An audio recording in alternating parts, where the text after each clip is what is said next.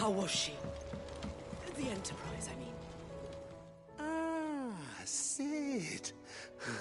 Just the man I was hoping to see. Did you have a mo? Don't tell me. You need more bomb ash. Oh no, we still got plenty of that left. I'm working on bringing another one of the Chief's designs to life. This time, it's a new smelter. It's got a reverberatory hood over the top for additional thermal amplification and a system of reciprocal recirculatory regenerators that let's just say it gets very blimmin' hot. A heck of a lot hotter than anything Blackthorn's got in his forge, that's for certain. Only mithril engines get hotter, and you can't chuck ore in one of them and get metal out the other end. Trouble is, we won't be able to make out of any old rubbish neither. We need the good stuff. And I hear you once helped Helena get her hands on exactly that. Any chance you could help me too? If it's for the good of the hideaway, I'd be happy to. Oh, it is. I promise you. So, what exactly is this good stuff you need me to find? We've got a couple of examples here. Spherical echoes, we call them. More fallen materials. So this smelter is similar to the mithril engine in more ways than one. That's right. They're a bit like the thermal helms. Fallen ceramics deal with heat like nothing else, see? And what's more, they're directional, transferring heat from the inside to the outside. But these things, they're all outside. If we line the hood with them, they'll reflect the heat right back into the furnace. We've collected as many as we can, and I know where we can get the rest. Trouble is, they're all watched over by their bigger, uglier cousins. So you want me to visit some ruins, destroy some echoes, and bring back the spheres they're guarding? That's it in a nutshell, yeah. We're only 3 short, mind, and we know exactly where they are. There's one up Amber Way, in that ruin that they call Lost Plume, and another in the Silent South over in Dalmekia. Last one is in the ruins of Advent, which is in the Empire. All right then. Wish me luck. Will do. I'll be keeping all my fingers and toes crossed.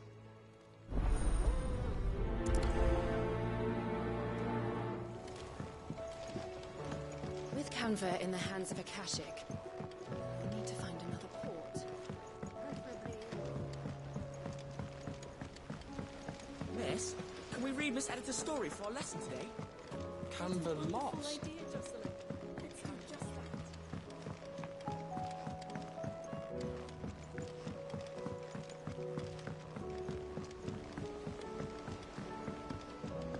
Have you tried Molly's lemon tarts? I've never had anything so delicious. I should be so lucky. Yep. So, what'll it be? No scratches, right? Anything else? The stew's awfully thin these days. What do you expect? Farmers are abandoning their fields and traders their boats.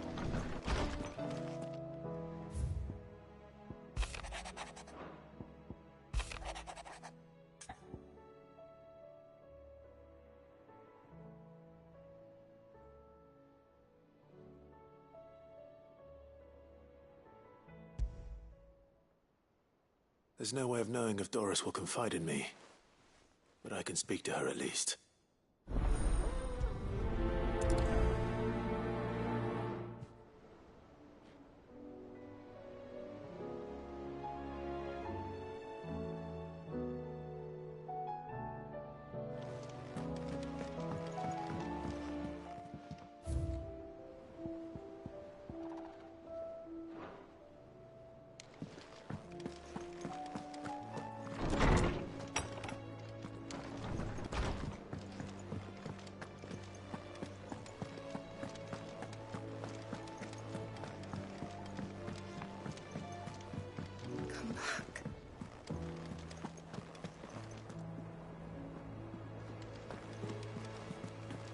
covered in nicks and lumps, the lot of them.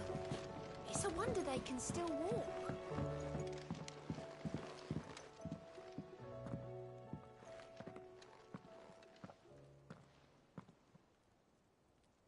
Where are you? Can I help you, Sid? I'm looking for Doris. Is she here? I'm afraid not. She's at Martha's Rest on a job. My job, actually. When she heard what the mission was, she insisted on going herself. Alone. Did she? What was the mission? Following up on some new information. Once they'd settled in, the bearers you helped liberate in the Dragon's Eyrie were keen to talk about their imprisonment. And about their captor. The slaver Cole's team were tracking when they were attacked by the Beastmen. I'll go and find her. She's at Martha's Rest, you say? If she's not moved on already, yes. I hope everything's all right. Why would Doris insist on going alone? Maybe Cole was right to be worried.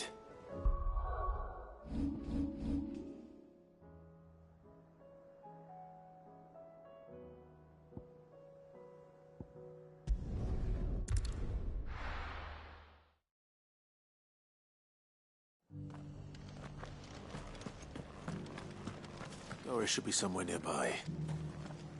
Assuming she's still here.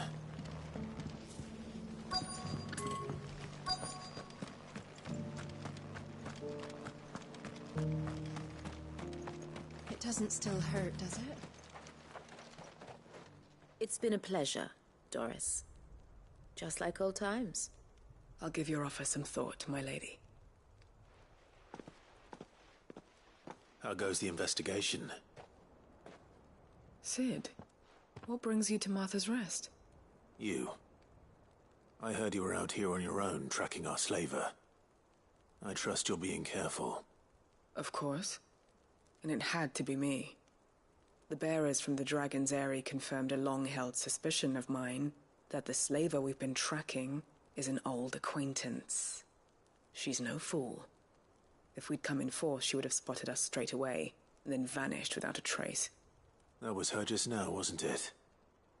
So, was it a fruitful reunion? I'd say so. She tried to recruit me. Seems her time in Rosaria is coming to an end. She's abducted bearers from across the region and is looking to smuggle them back into Sambrec. After her brush with those beastmen on the road to Northreach, she hired herself an Imperial escort, which she wants me to join. She's dangerous, Sid, but I think I can stop her. Then I'm going with you. I'll take care of the escort. You can see the bearers to safety. Where are they? The Baum Archers, soon to break camp. You go on ahead. I'll follow once I've sent word back to the hideaway. She asked me to join her at the Baum Archers. It's a wonder she still trusts me after everything that happened.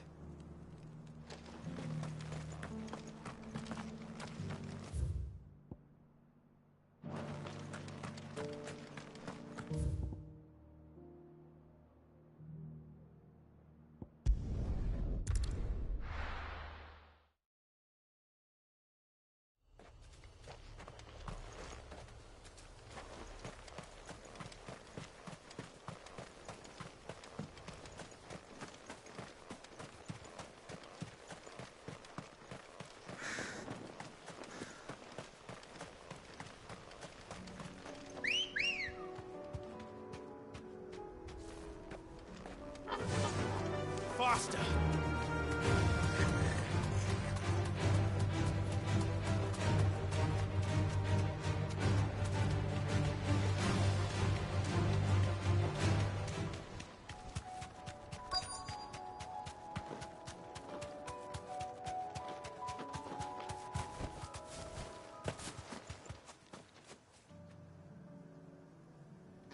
Good.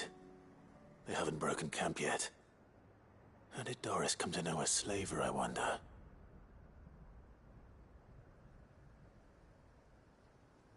We've waited long enough. She's not coming.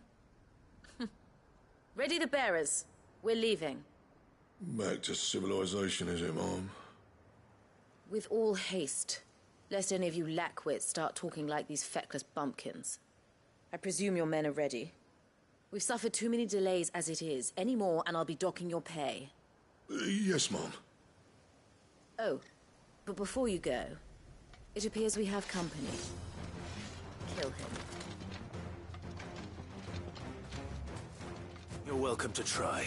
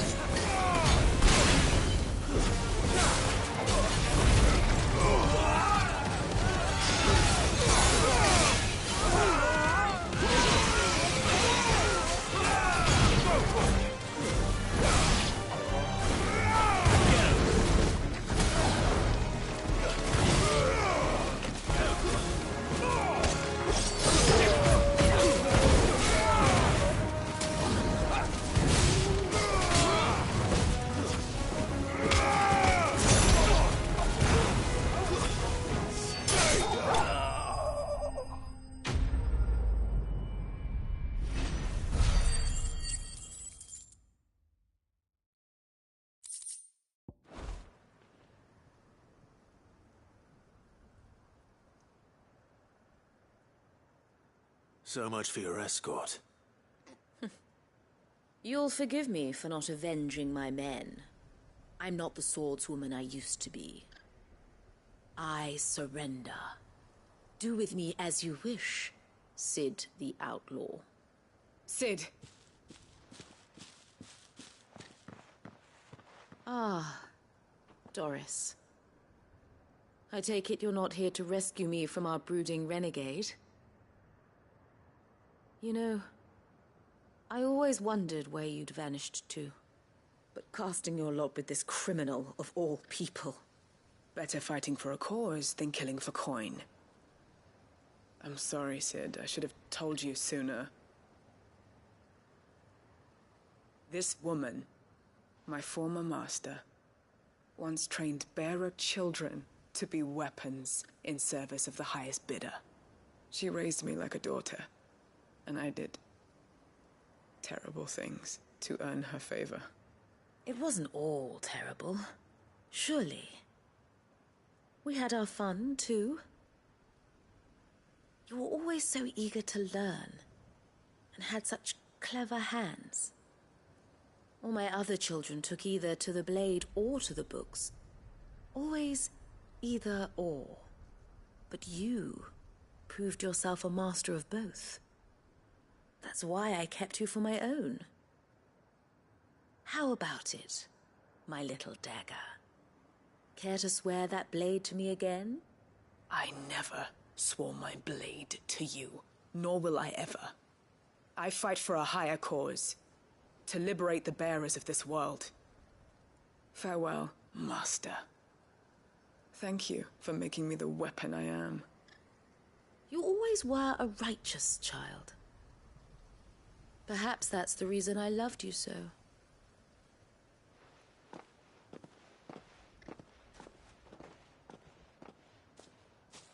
What do you want to do with her? I am not the killer she wanted me to be. Not anymore. And she no longer has friends in high places. The Dame does, though. Her connections at the Imperial Court will see that justice is done. All right. If you're certain. I am. And thank you for everything.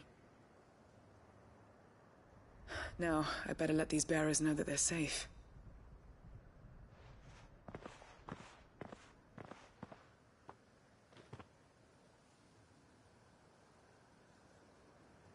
And I should head back to the hideaway and put Cole's mind at ease.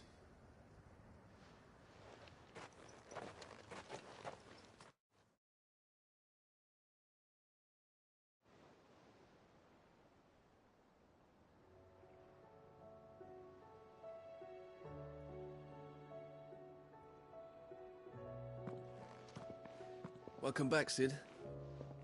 Doris's message just arrived. I hear you saved more bearers from being smuggled across the border. With any luck, they'll be joining us in the hideaway shortly. Oh, and your letter. You don't need to worry about Doris anymore. I'd been hoping as much. She mentioned one or two things in her report. So the slaver we'd been chasing all these months was her former master. Wish I'd known. She's been arrested, by the way, over in Sunbreak. Went quietly, or so we're told. And she won't be getting off lightly. The Empire may have no love for bearers, but it's none too fond of black market traders either. Can't have been easy for Doris. I'm sure it wasn't. But don't worry. She'll be all right. I hope so. Suppose you should know, eh? You had quite the past yourself before you came here, or so I understand. Anyway, thanks again, Sid. The Cursebreakers would be lost without Doris. And you, of course. Keep up the good work, Cole.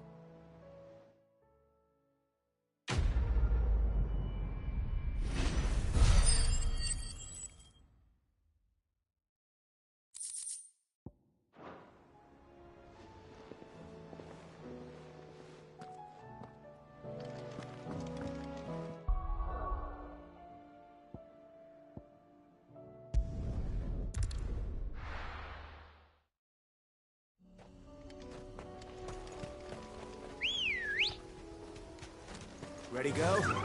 Fly, Ambrosia.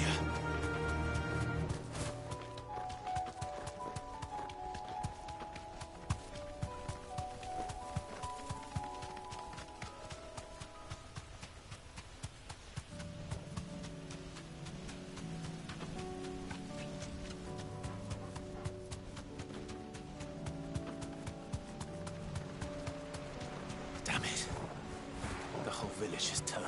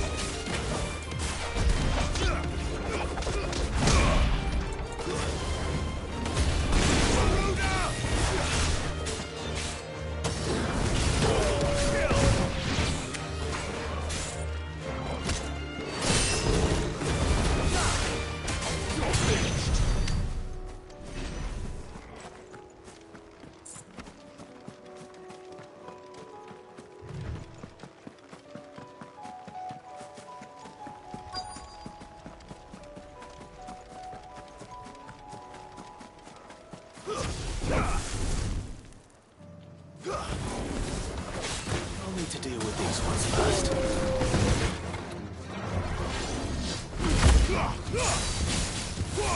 Get him!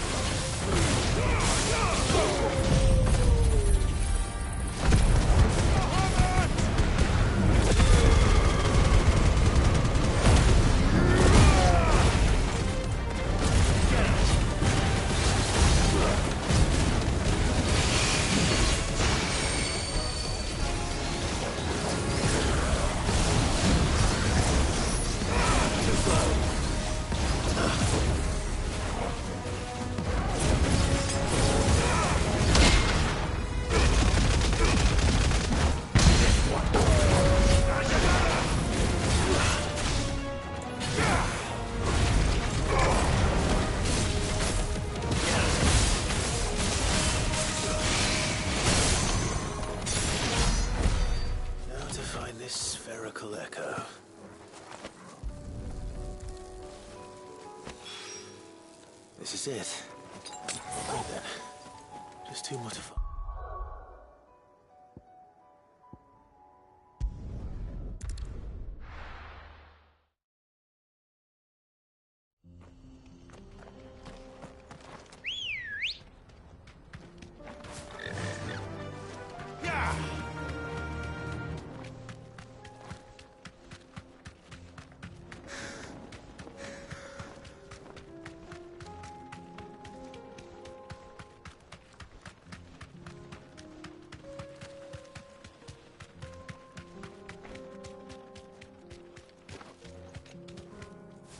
Thanks, girl.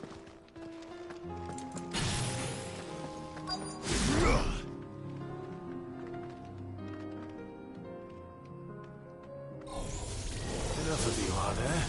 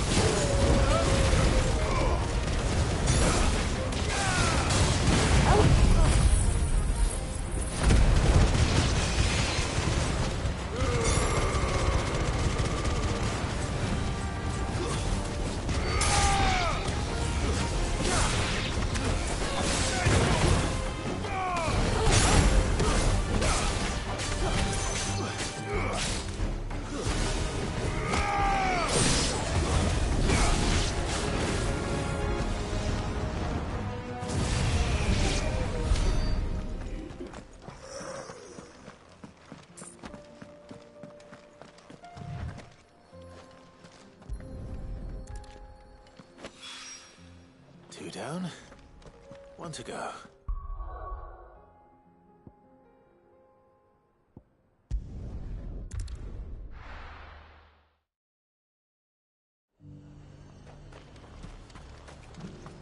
Ambrosia won't help me here. This is no time to ride.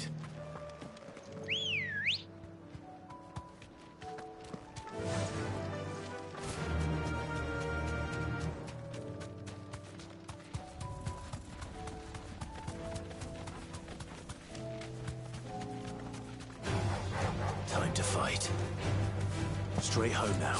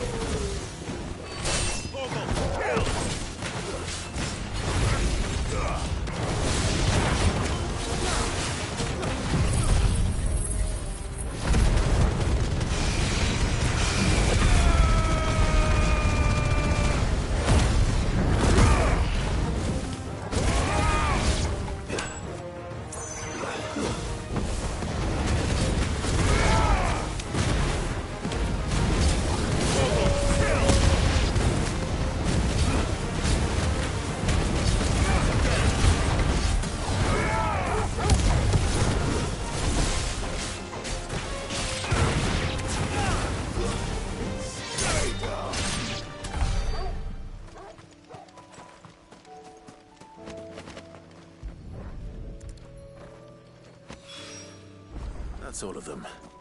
Owain can uncross his toes now.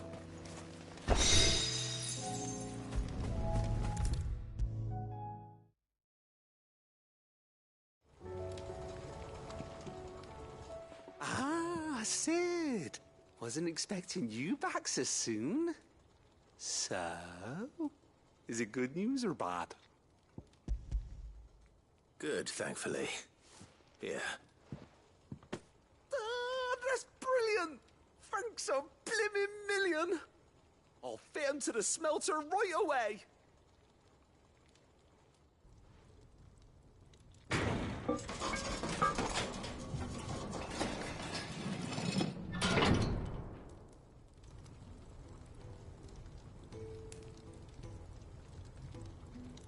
May I present to you the Telemon Furnace!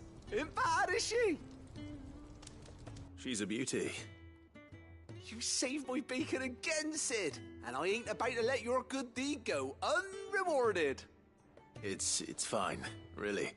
My bag's flexible enough already. Oh, don't say that. I'm sure I can make a few improvements to it yet. You could just buy me a bigger...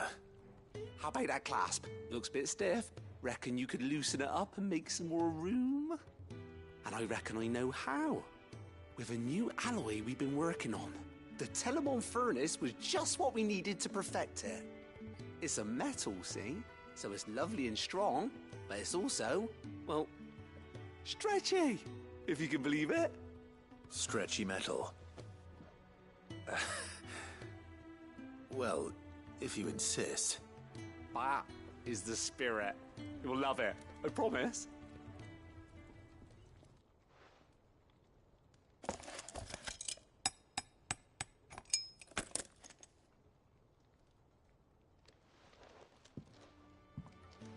So, what do you reckon?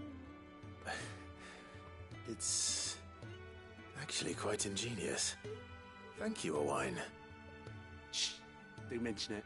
You earned it. And I wanted to get some practice in using that metal anyway. Reckon we'll have all kinds of uses for it around the hideaway. Can't think of any right now, but that's our job, innit? Dreaming up new ways to make life easier around here. Maybe even out there, too. One day, the whole world's gonna know about the inventions you've helped us put together. That bag of yours will be the first of many. You mark my words. They'll hardly believe their eyes, I'm sure.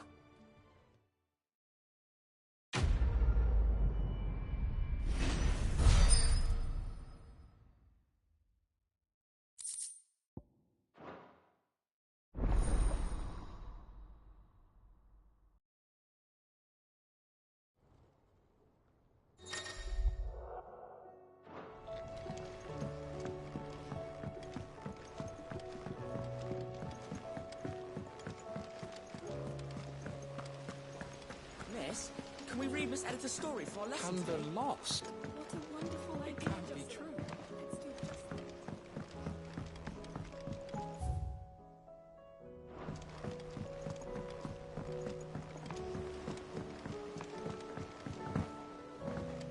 tried Molly's lemon tarts? I've never had anything so delicious. Don't tell me we've run out of Pepio nuts and all. Aye, it's a dangerous world out there. You'll not find a better price than that. You're rubbing me blind, you know.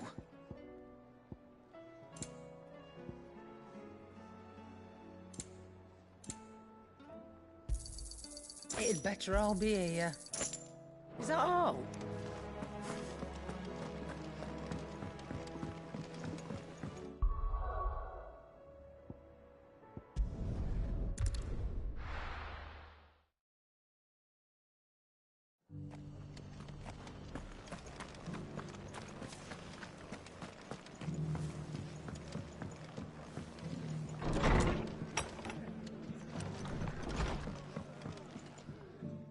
Clive, I was just about to send for you.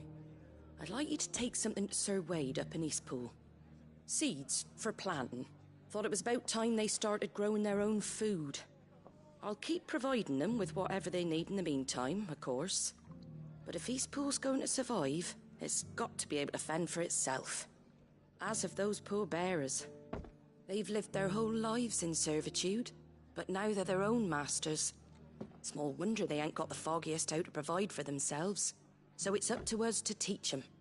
And if you're wondering why you, well, the wagoneers taking supplies up that way have been coming back with more and more reports of Akashic around the village of late. Sir Wade's putting a brave face on it, but I think even he's starting to worry. And if he's likely to share those concerns with anyone, it's you. All right. Thanks. Wouldn't ask if I didn't have to. There. That should be enough to keep them in Gazal Greens for a few years at least. Gazal Greens?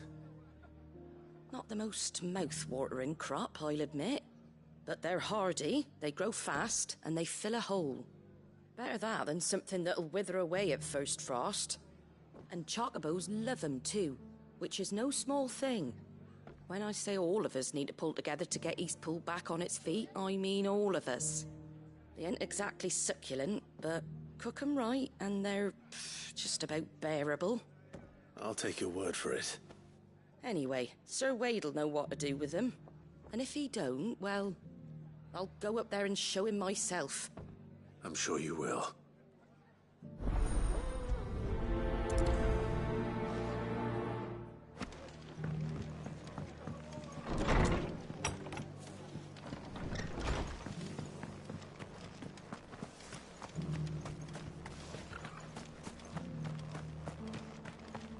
I'll build it.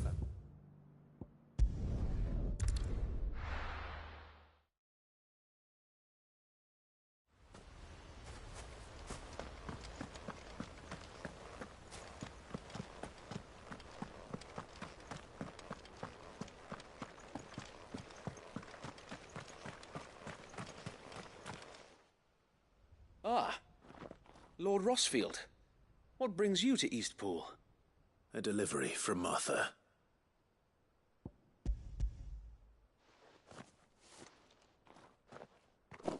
These are Gazal green seeds. Martha's keen to cut the apron strings, then, is she? I jest, of course. You see, I had thought we might be able to revive the old wheat fields, but they'd long since gone to seed, only without the seeds. Martha was hoping he might be able to show the bearers how to plant and tend these, so that they'll be able to fend for themselves. That's not a bad idea. These bearers had only recently escaped their bonds before we brought them here. They know little of freedom, of providing for themselves and their loved ones. Unless we teach them how to live like free men, I fear that all we have achieved in bringing them here is to exchange one master for another. Not that myself and the Guardians have been the best example to them so far, subsisting almost entirely on Martha's charity as we do. It's about time we all started to provide for ourselves, bearers and Guardians alike. Unfortunately, we've been a little too busy of late to focus on much besides bolstering our defenses. There have been alarming reports of... The Horde is closing in. They're coming, Sir Wade. All of them. Damn it all. I thought we'd have more time. Gather the men in the square. Send to the rest for reinforcements. Yes, Sir Wade. The Horde. A Kashik, a veritable legion of them. They've been seen prowling around the northern reaches for a while now. We don't have the numbers to hold back a swarm that size. I had hoped to build a perimeter wall so that myself and the Guardians might be able to defend the village, but... Now you're out of time. Precisely. If reinforcements from the rest arrive before they do, we may just scrape through, but I fear that's rather an enormous if. What if you could call on reinforcements from Eastpool? You mean the bearers? We brought them here so they might live, not die, fighting for their lives. So wait. You said you lacked men to defend the village. Are the bearers not men? Do they not wish to see Eastpool saved? Though they may not be trained soldiers like your guardians. What help they are able to offer could still prove the difference between victory and defeat. You're right, my lord. I will appeal to them.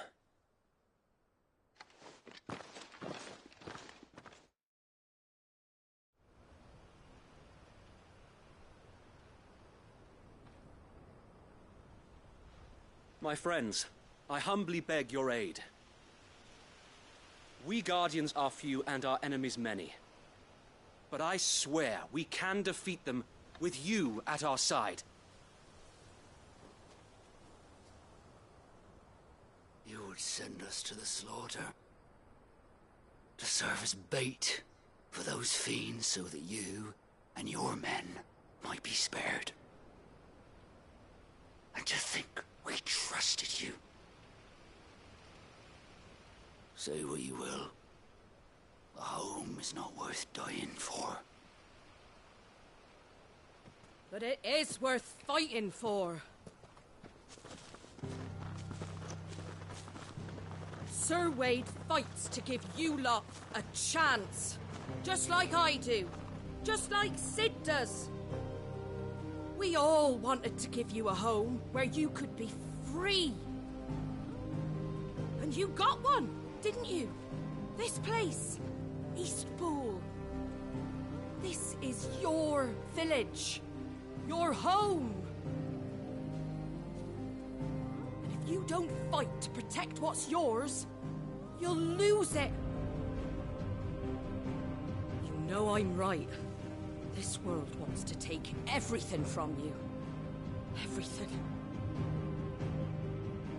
Your homes, your freedom, your very lives. So then, are you going to stand by and let that happen to you? Are you going to accept fate like good little Bran did and die, having never stood up for yourselves? Or will you fight like free men and women?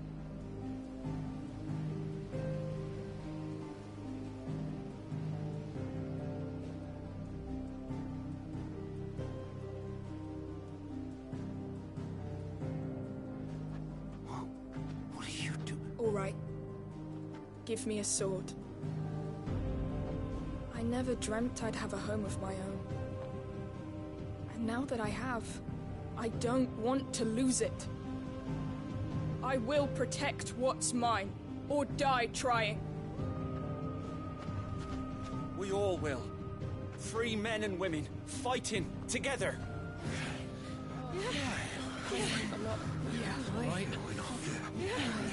For Eastpool! For Eastpool!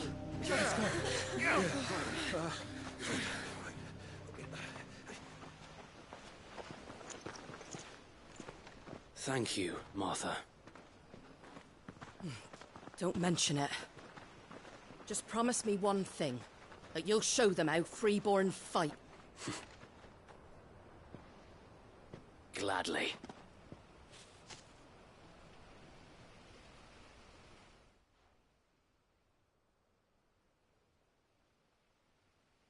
Well, if it was numbers you were lacking, you certainly won't be now. Thanks to you. Me? Oh, I just love the sound of my own voice. Lord Rossfield, my lady, we're ready. So what's the plan of action? We'll divide our forces into several small detachments, each made up of guardians, bearers, and guards from the rest. These will position themselves at strategic points around the village. Upon engaging with the Akashic, each detachment will keep the creatures occupied as best they can, steadily retreating all the while. You're going to lure them into the village? I am. We will have neither the time nor the resources to treat the wounded, so injuries must be avoided at all costs. Instead, we will focus purely on defense at first. By coordinating our withdrawal through the use of messengers drawn from among the bearers, we will aim to have the swarm converge at a point of our choosing. With luck, that point will be the village square, the perfect place for our most able warriors to surround them and fall upon them, and for you and I to finish them off. A sound plan, but one that'll require a leader with a cool head and strong nerves to coordinate the retreat. I'd say you have both in abundance, Sir Wade, but you'll be needed. Please, leave the last of the fighting to me. Ha! And let you have all the glory. Sir Wade! They're here! Then you know what you must do. We work together, everyone playing their part, each shielding the other that no man might fall, that Eastpool might live on. For Rosaria! For Rosaria! We've no time to argue, my lord. I'll do as you ask. And I will do as you ask. Suppose we'd better do our bit too then, eh? Right you are, Martha.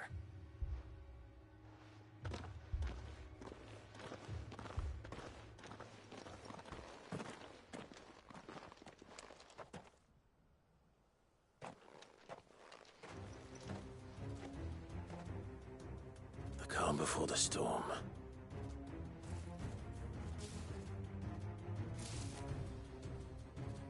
And here it comes. I will not let this village fall.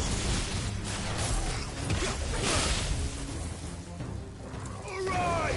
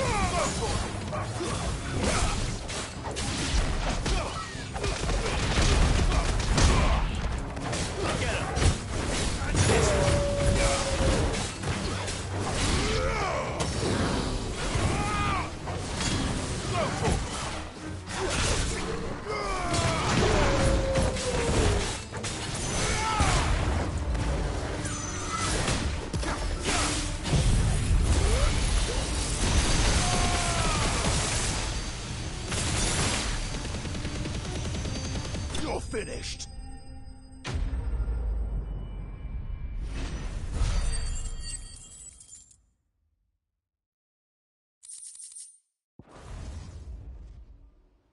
Looks like that's the last of them. Lord Rossfield! Change of plan! What is it? Owl from the rest. An Akashic curl's been sighted on Rhiannon's ride and is headed in their direction. Well, the better half of her guard is here. So wait, how many Akashic remain in Eastpool? Hard to say. My men are still facing some resistance, but I think the worst is behind us. I could order a detachment or two to fall back and... No. Let them finish the job. You stay here too, Sir Wade. Your men need you. I'll go after the Curl. Join me only when Eastpool is won. If you're sure, my lord. May the Founder protect you.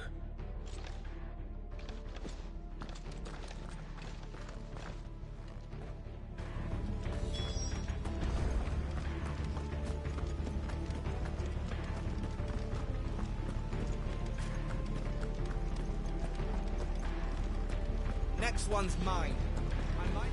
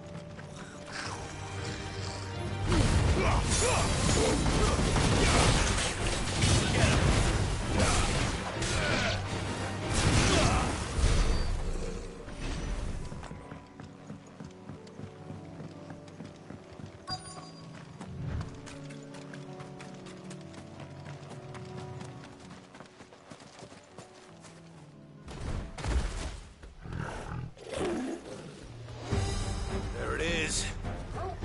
With me, Torgal.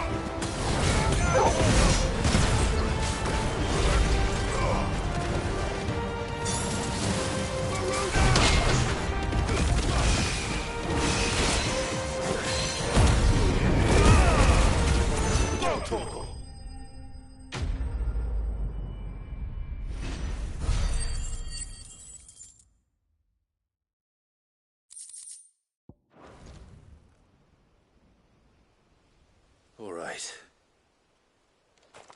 Back to Eastpool.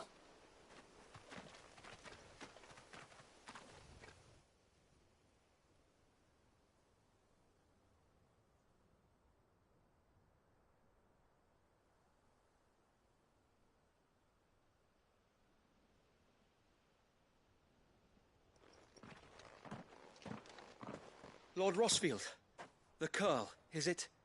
It's dead. Thank the Founder for that. And for you, my lord. We were able to eradicate the rest of the Horde. I have guardians posted around the village to keep watch for further attacks, but all seems quiet for now. I hesitate to say it, but I think it might be over.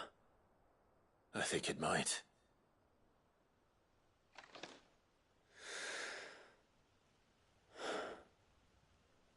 We did it.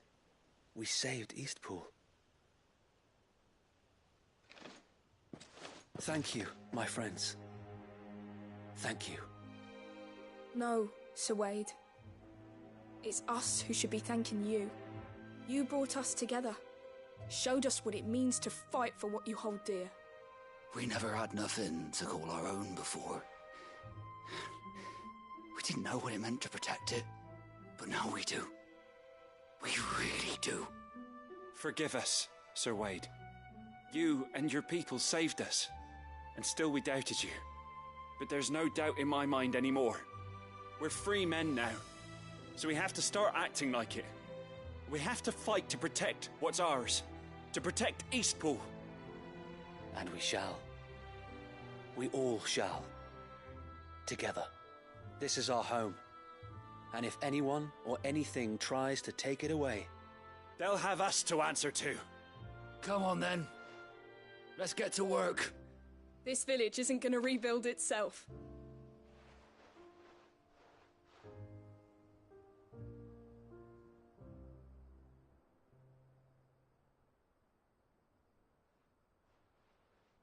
They're not slaves anymore. No. They're Rosarians.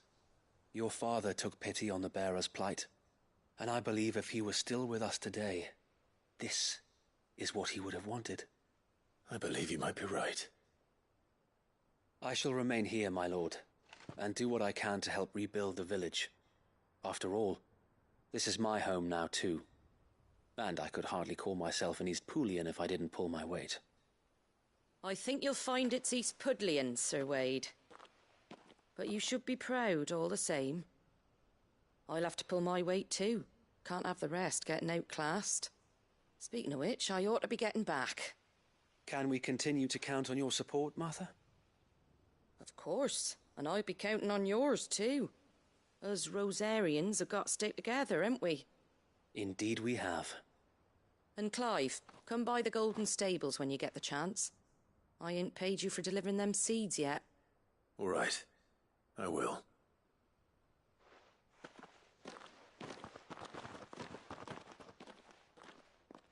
Lord Rossfield, do you remember our very first mission together?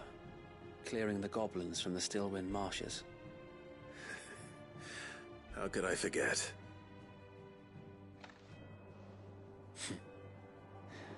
There's one sight that I shall never forget.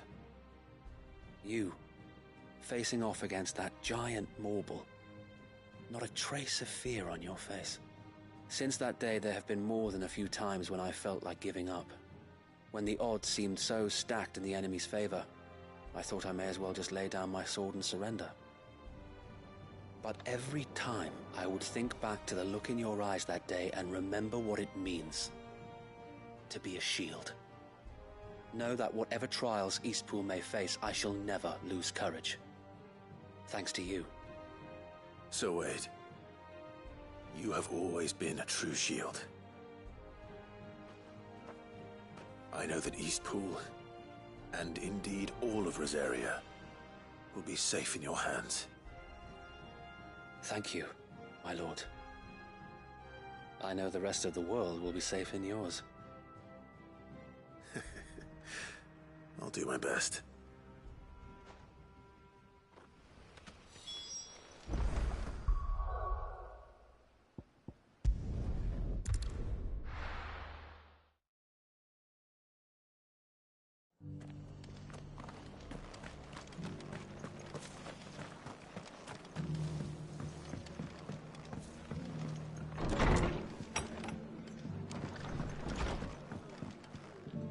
The hero returns.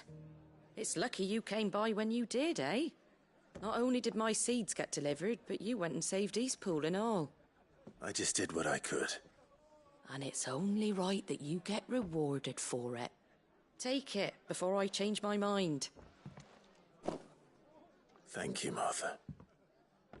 So, Eastpool's finally back on its feet again. And a home to free bearers. Who'd have thought we'd see the day, eh? Well, it was your idea. I know that, but I never stopped to think what it would mean. Bearers in charge of themselves, thinking for themselves, working for themselves. Like your hideaway, but not even hidden away.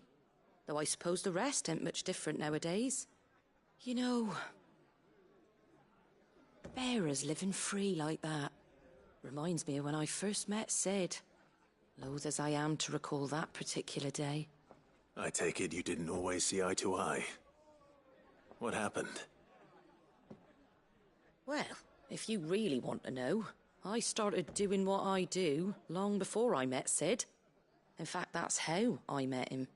Or at least how he came to meet me. He showed up at the stables one day, asking questions about who'd been buying up bearers. Founder knows what he thought I was doing with them. Running a hunt, poking around in their innards. Something awful anyway. Me, I thought he was a new constable. Thought the game was up. but somehow we both managed to work out what each other was about. And before I knew it, the cheeky arse was rattling on at me about how I was doing it all wrong. After all my hard work. Told me I was giving them relief, but not freedom. That my bearers were still dying as slaves. Got right under my skin, it did. Told him if he didn't like it, he could bugger off and report me to the garrison. And do you know what he did? He smiled, and then he laughed. And then I did the same. We made a pact that day, that whenever one of us was in need, the other would always be there for him. And you were? Well, we both wanted the same thing. To make life better for bearers. Just like your dad. Do you know I was born right around the time Elwyn became Archduke? Growing up, I saw how he tried to change things. He certainly didn't lack for ambition, that one. Indeed. But the loftier one's ambitions, the harder they are to achieve. Which is why those of us who follow in their footsteps need to finish what people like Sid and my father started. Suppose you're right, aye. And if we don't manage it, there's always them who come after us. Good thing we've got a few half-decent sorts waiting in the wings, eh? It's almost enough to give you a little bit of hope. Just a little. Anyway, enough nattering. Better get back to work. Let's see about making everyone some dinner, shall we? The least the folks who saved Eastpool deserve is a hot meal. And you and me ain't gonna save the world on an empty stomach neither. That sounds like a wonderful idea.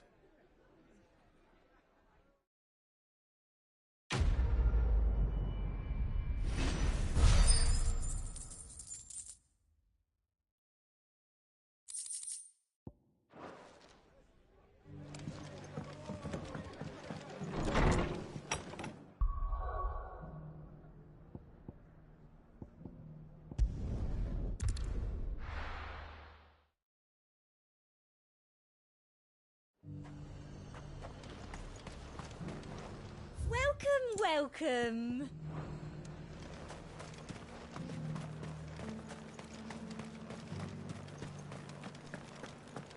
But there were ghosts at the gates, not Daisy.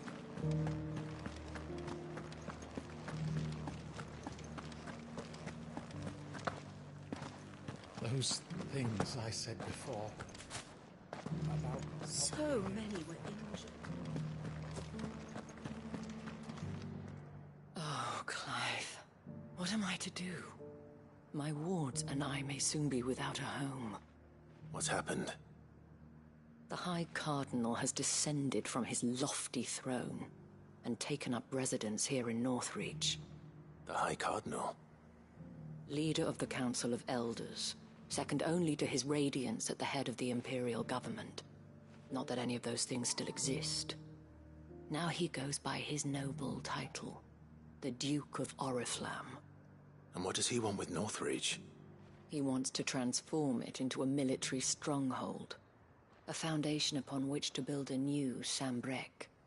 He's already secured the support of the various army remnants, with promises that they shall be afforded the respect they deserve in his empire. One built on the confiscated property of the people. He would rob the populace to pay for it. Believe me, I have used every means of persuasion to discourage him from this folly. But for whatever reason, he will not listen to me. What does Captain Philippe make of this? When the town was under attack, it was him the soldiers rallied around. Couldn't he use that influence again? How? By speaking out against one of the most powerful men in Sambrec. A man whose stated aim is to revive the empire Philippe's comrades swore to serve, and to improve the soldiers' lot within it. The captain can offer them a regular supply of gruel, and an occasional trip to the Vale to help them forget the terrors they face each day. The Duke offers them a vision of strength and safety. No. Any attempt to incite mutiny would cost Philippe the support of his men.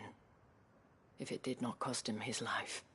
But given the mood around town, Mutiny may yet be unavoidable. The people have little appetite for further deprivation. Least of all when it serves only to elevate others. Who could blame them? Clive, would you appeal to the Duke on my behalf? For your services to Northreach, you have the respect of the soldiers, and they will take you to His Eminence if you ask them. And unlike Philippe, no bonds of loyalty prevent you from speaking your mind to the man. Well, will you try? You could hardly fare any worse than I did. I'll see what I can do. Thank you, Clive. Tell me then, where will I find this Duke of Oriflamme? In the garrison? Overseeing the troops, yes. All right. Wish me luck.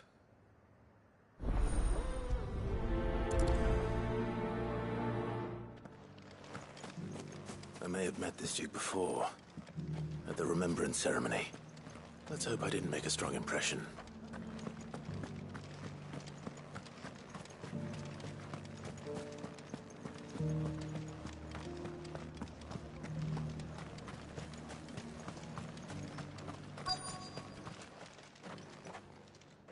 Halt! Oh, sorry about that. You're the dame's man, aren't you? You got some business with the captain? No, actually. With the Duke. I was hoping I might be able to speak with him. We're under orders not to let any civilians pass. But you should be all right. His Eminence has heard all about you and your heroics. Wait here. I'll go and ask.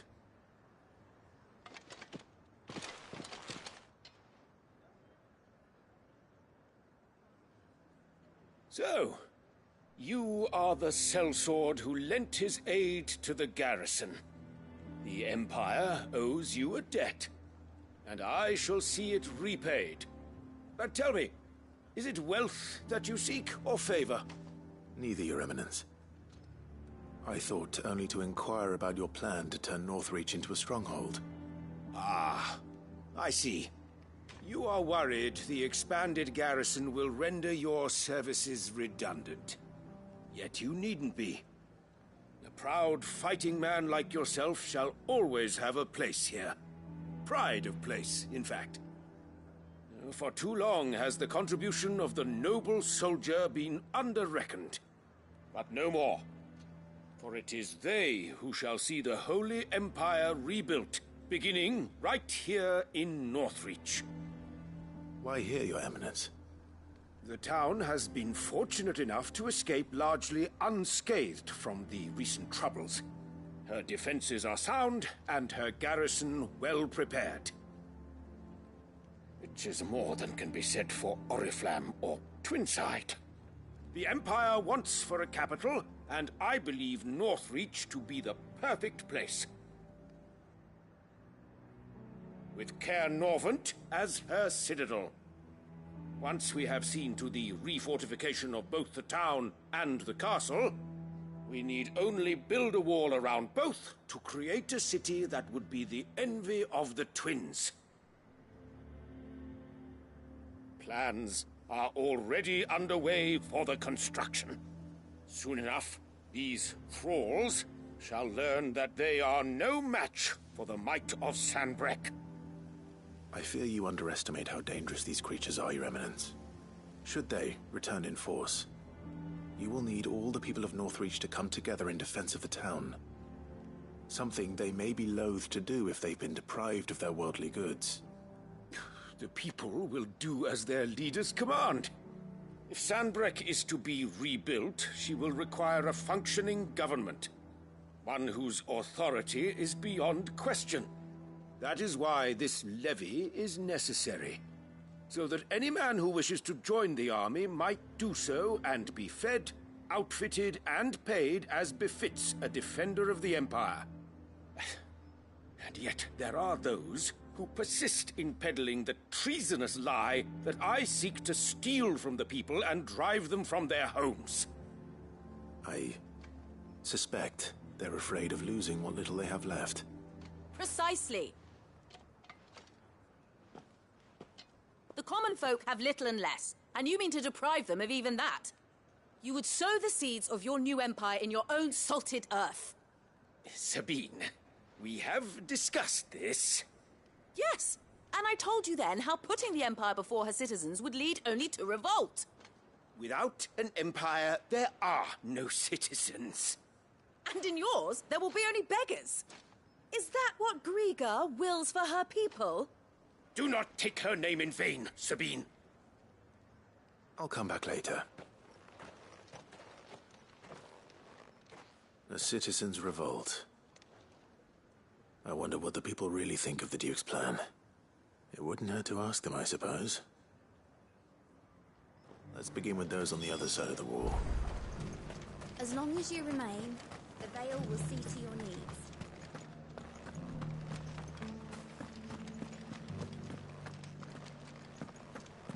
The legionaries lay limp and lorn, both heads and swords hung low. But at her touch they did rise up. You needn't fret. The creatures...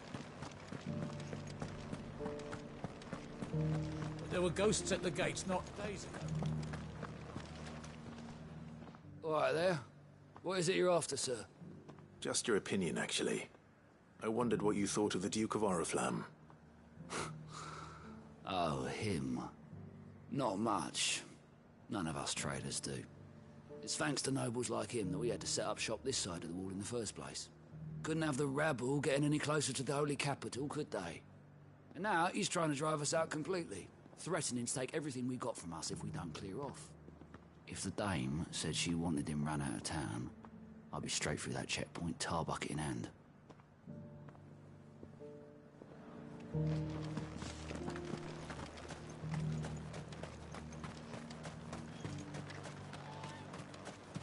I heard the dame got an icon to rid the meadows of those ghasts. A question, if you don't mind. What do you think of the Duke of Oriflamme? Don't get me started. You build a life for yourself somewhere, earning for some noble to turn up and tell you you've got to hand it all over to him. If he thinks his name and his chains give him the right to empty our purses, he's in for a rude awakening. We'll do whatever it takes to keep what's ours. Whatever it takes.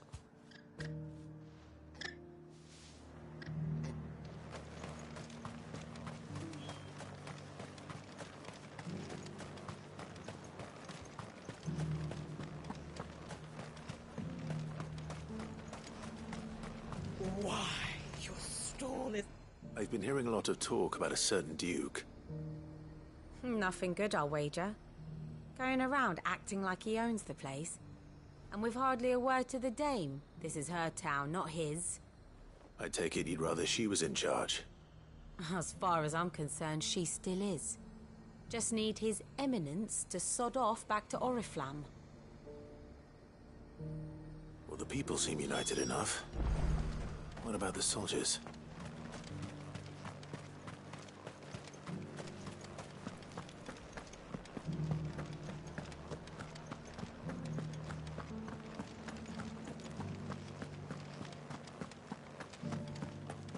Those things I said before about not being able to find. Excuse me, do you have a moment? I wondered if you'd mind sharing your thoughts on the Duke of Oriflamme.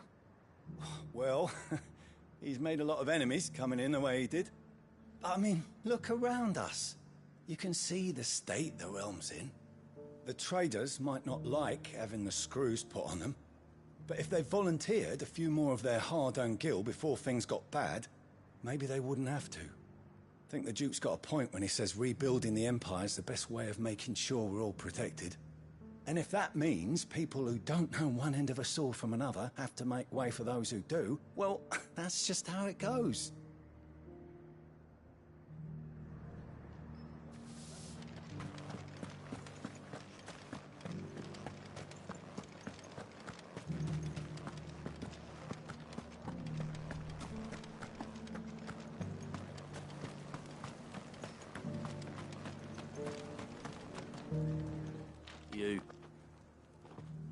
one who was talking to His Eminence? On the Dame's behalf, yes. I was trying to persuade him not to take the people's goodwill for granted, but it seems my words fell on deaf ears.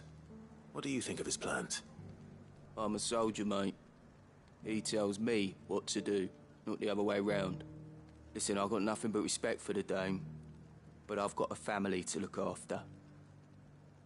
That's where my loyalties lie, not with the town or the Empire, but with my wife and children. If the Duke can get us cement and the equipment we need to fight off those blue-skinned bastards, I don't care how he does it. I left everything. As long as you remain, the Veil will see to your needs. I hear the Duke of Oriflamme plans to turn this town into some sort of fortress. Do you think that's a good idea? It's not for me to say. All I know is that unless the Emperor orders me otherwise, His Eminence's word is law. Look, no one likes all these taxes and tariffs, but empires don't come for free. Once Sanbreque is back on her feet, we'll all reap the benefits. Let's see what Philippe makes of all this.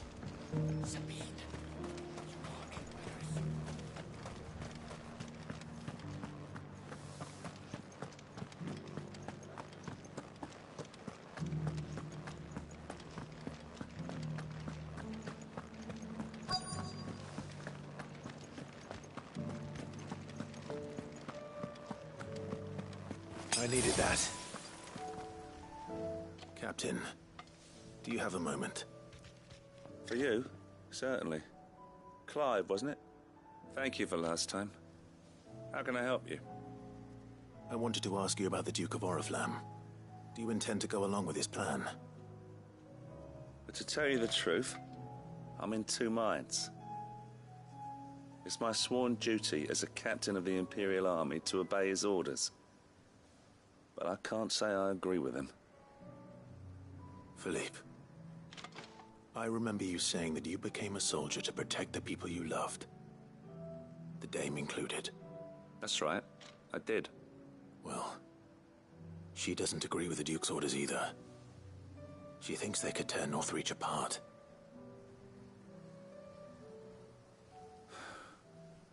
And she's probably right. Thank you, Clive. I know what I need to do now. Protecting the people I love is what matters. Doesn't matter how. Well, duty calls, so I better go. Thanks again.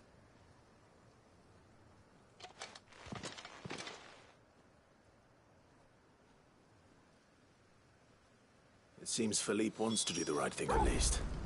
I expect Isabel will be pleased to hear that, if nothing else.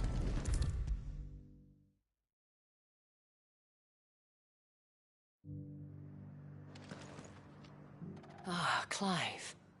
How did you fare? Were you able to speak with the Duke? I was, but...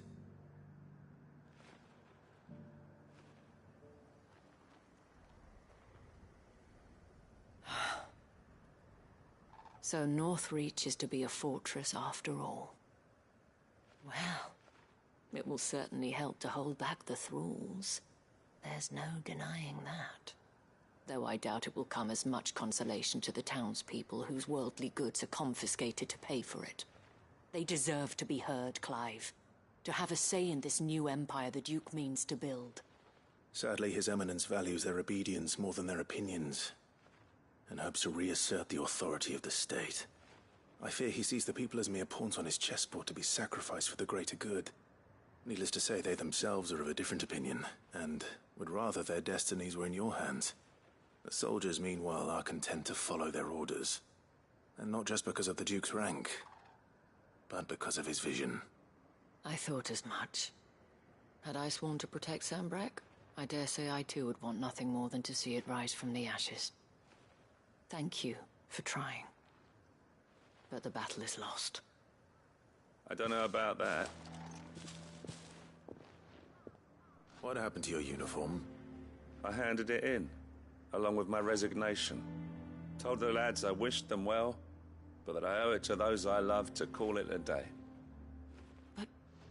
Why? because I realize what really matters to me. Not following some nobleman's orders for the sake of it, but protecting what I care about. Protecting Northreach. I honestly don't know when those monsters will return, but I'm certain they're not finished with us yet. And when they do come back, we need to be ready for them. We need to stand together, all of us. And with you to lead us, milady, I reckon we can do it. It was you who finally convinced me, Clive. There's no point following orders if they go against everything you believe. Indeed. All of us, standing together. That has always been Northreach's best hope, and one which still lies within our grasp. We have only to turn our attentions to the true enemy. Thank you, Philippe, for showing me what I must do. Anything for you, milady. Speaking of standing together, would you mind if I borrowed a few of the lads from the Vale to help keep watch around the town? I fear His Eminence has loftier tasks in mind for the guard. Not at all. Be my guest. Wouldn't be the first time.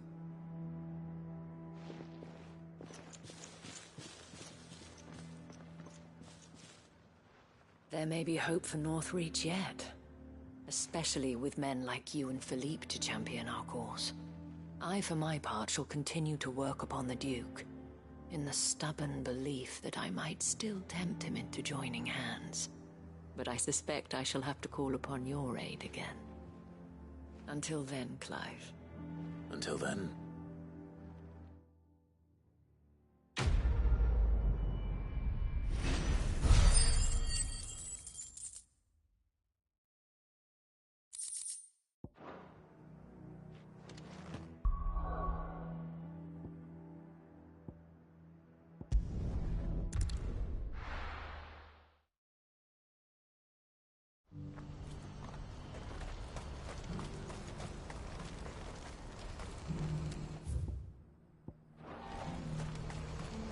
What's happened?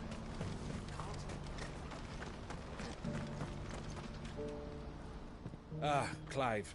You'll be pleased to know... That is good news. Yes. Our comrade in Randala has just sent word that the contract should be signed very soon. But I still have much and more to prepare. It's a huge undertaking moving this many bearers at once. You couldn't do me a quick favor, could you? What is it this time? More wild beasts? Nothing like that. I just need you to go over to the caravans and ask El how long we have until the bearers arrive. Find out exactly how much faster I need to get all these supplies moved. All right. I'll go and ask. Thanks, Clive. I owe you one.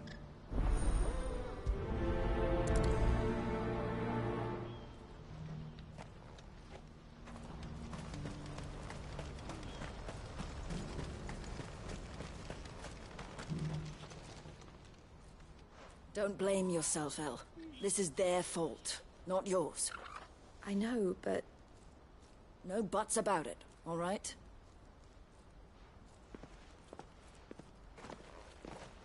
Is something wrong? Vonnie came to give me a message from our intermediary. The talks with the Republican army have fallen through. They've reached an agreement with the Silver Peak Consortium instead. Though prices have fallen of late, we deliberately offered above the going rate to try and deter other bidders. But the Consortium offered double what we did, and the army jumped at the chance. And you had no opportunity to make a counteroffer? None at all. And we were so close. El? What's happened? I saw Vonnie leaving. She didn't look happy. And with good reason.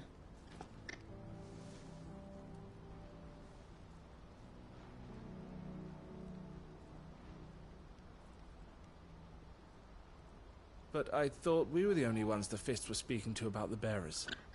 How did the Consortium even find out about this? It's not so surprising. They have ears all over the Republic. This isn't over. The Consortium will have to sell these bearers eventually, and at the price they paid, buyers will be few and far between. I'm going to Randalar myself. Alone? You sure that's wise? Are you offering to be my bodyguard? How kind. Meet me at the checkpoint near the capital gates. I'll send an owl ahead and request a meeting. You go to Cashlock, Theo. And get everything ready. We've waited far too long as it is. Even if I fail to free these bearers, there will be others. Someone needs to prepare the place and keep any prowling beasts at bay. Oh, and that's me, is it? Well, it looks like I'm following orders till she gets back from meeting the Silver Peak Consortium, who've been doing their best to undermine our scheme. She'll never join them after this, surely. No, she said it herself. She still has plans for Cashlock, even if this one falls through. She means to stay with us, then. I can't say I'm not happy to hear it, but... is this what she really wants? You have to trust her. You're right. It's what she wants now. And if Elle's off fighting for the cause, I should do my part too. So I bid you farewell and safe travels, my friend. I'll gather my men and leave for Cashlock. We'll make sure the place is well stocked and defended. You go to Randala and see if you can stop my sister biting the Consortium's heads off. If she won't consider her prospects, someone has to. I'll do my best.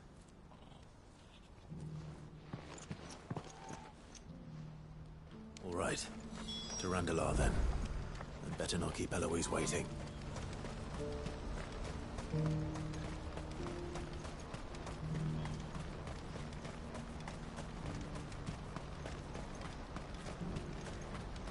What I wouldn't give for a hot meal. Looks like this is the end of the road for us. When are they gonna let us through?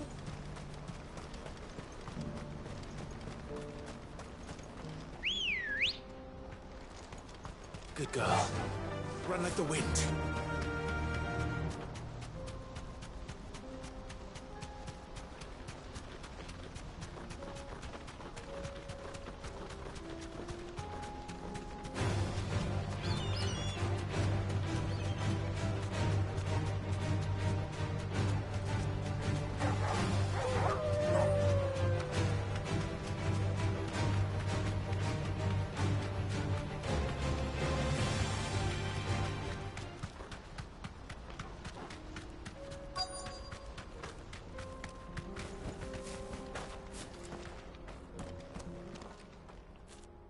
I hope I didn't keep you waiting.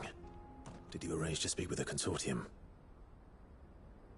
Here they are now. You wish to consult with me?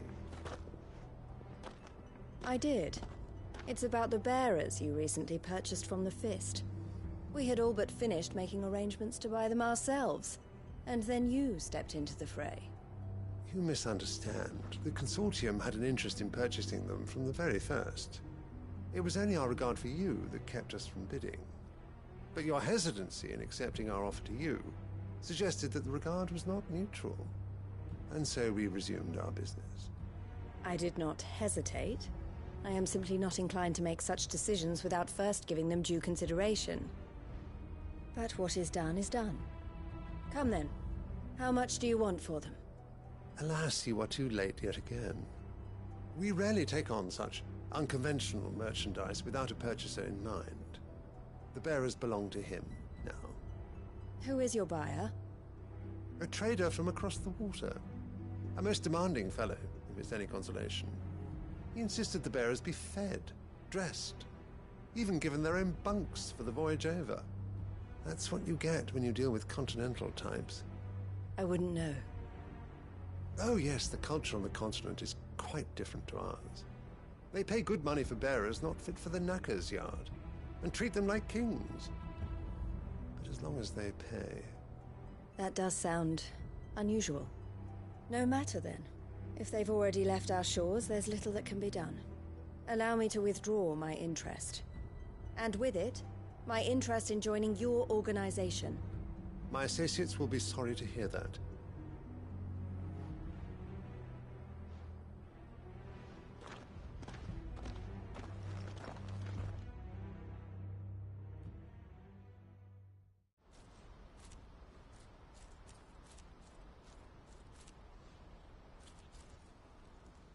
I'm sorry you weren't able to save them. As am I. But I only have myself to blame. He was right, you see. The Silver Peak Consortium did intend to buy those bearers before I did. Their representative hinted at a possible purchase when he came to recruit me. I feigned interest in joining them in the hope he might be encouraged to tell me more, and he did just that. As soon as he left, I sent my own offer to Randalar. So you never... No. I entertained the Consortium's proposal solely so I could learn more about those bearers. But I was a fool to think they wouldn't find out. I knew exactly who I was dealing with. You tried. I did. And if what he said was true, the bearers are to be well treated. Which is something, at least. But they deserved more. I wanted so badly to see them freed. Eloise! Eloise! Word from Cashlock. The village is under attack. A pack of beasts have come down from the mountains, and there's a dragon at its head. Theo and the others are trying to hold them off as best they can, but the odds are against them. They need help, and fast. Theo! I'll go on ahead. Thank you, Clive. I'll gather some men and join you there. Just... make sure he's safe.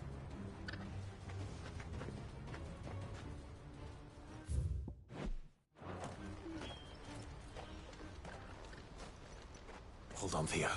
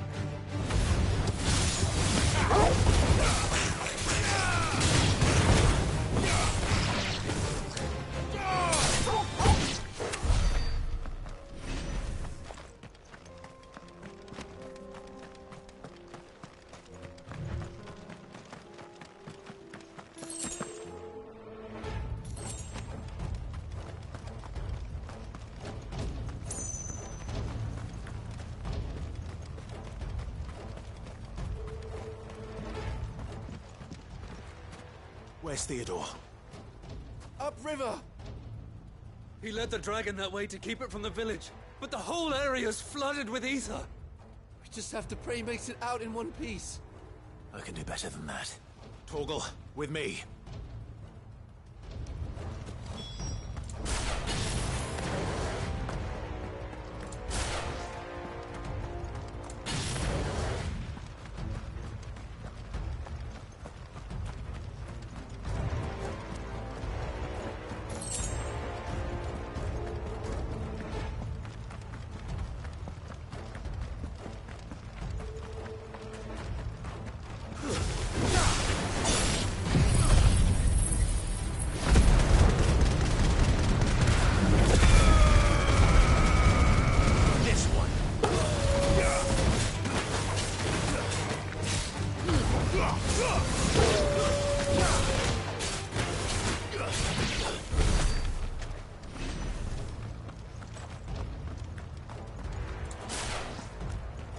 Where are you, Theo?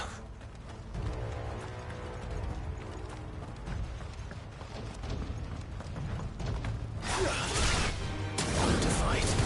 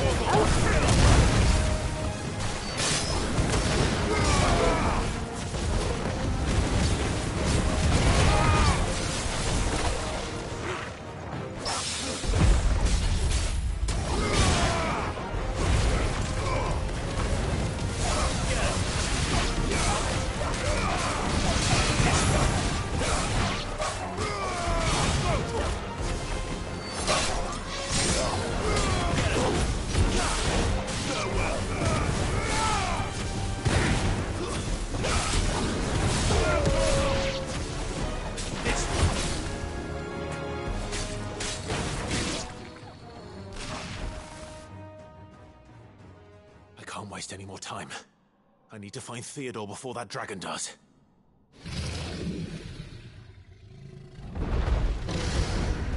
Looks like it's found me. This thing's turned as well. This isn't going to be easy.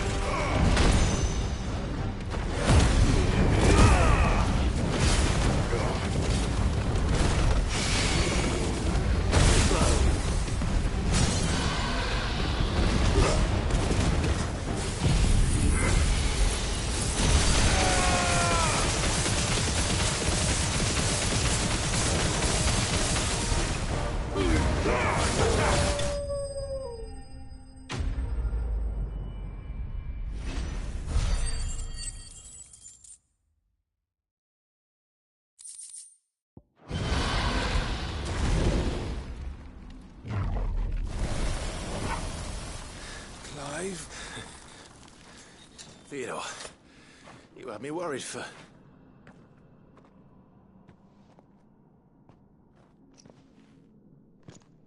We have to get you out of here.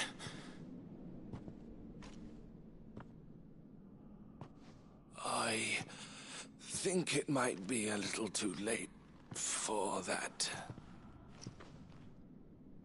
Bearer or no, there's only so much ether a man can take, and that Drake just wouldn't let me leave. You have my thanks, Sid, for finishing what I could not. For keeping Elle's dream. Theodore!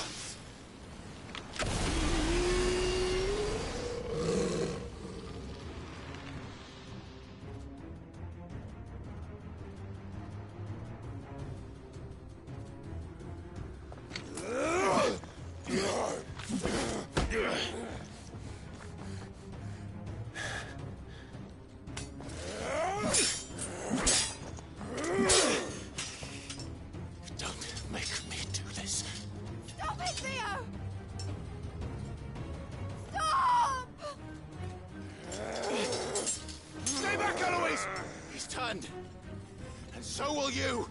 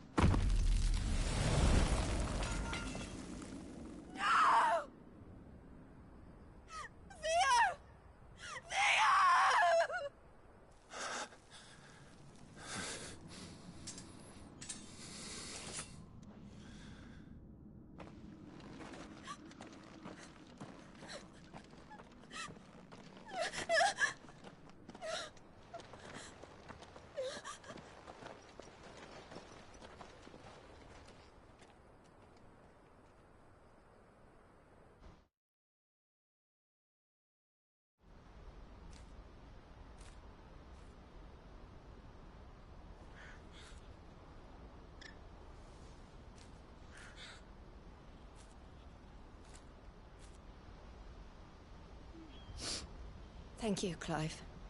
I think I'll be all right now.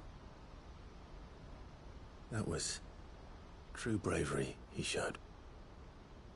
Leading the dragon away from the village like that. His first instinct was always to protect people.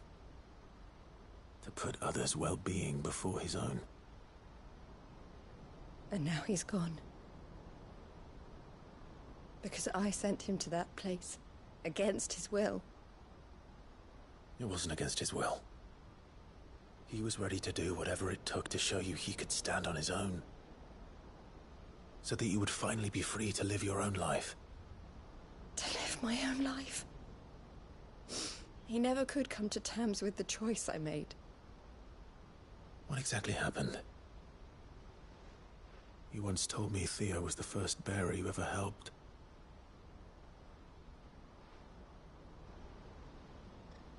We grew up in Canva. We were born to one of the great trading houses. And I was chosen to inherit the family business. I had my father's head for figures, you see. Theo did not. While I studied the art of commerce, he played at soldiers instead. A late bloomer. In more ways than one. For unlike most bearers, it wasn't until his 15th summer that his powers awakened. My parents tried to drive him out of the house and into the care of the constables. But before they could, I took him into mine. Theo told me something else. He clearly admired your devotion to the cause of freeing others like him from slavery. But he said you deserved a better life than this. He wanted to free you from what he called your bonds, just as you freed him from his. I would be lying if I said I had not wondered from time to time. It would have been if I had allowed Theo to be taken, and devoted myself to the family business instead.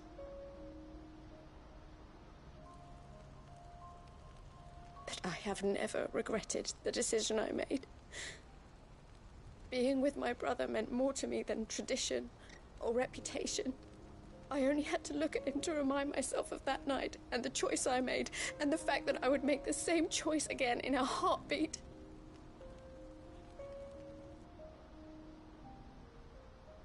He was never a burden. How could he even think that? If anything, I was the one who weighed him down. You weren't, Eloise. He said it himself, that he had always been grateful to you for saving him, and that he wanted to repay you by letting you live the life you were denied. Neither you nor Theo weighed each other down. You loved one another. You did whatever was necessary to continue living your lives together, and you always would have. You're right. All I ever wanted, all I ever did, it was so we could be together.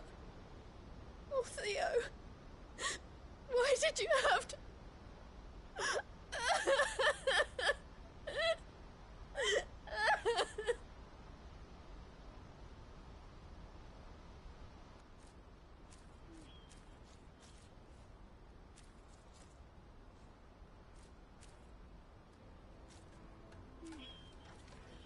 I know Theo wanted me to move on, but I'm staying here at the Crimson Caravans to continue our work.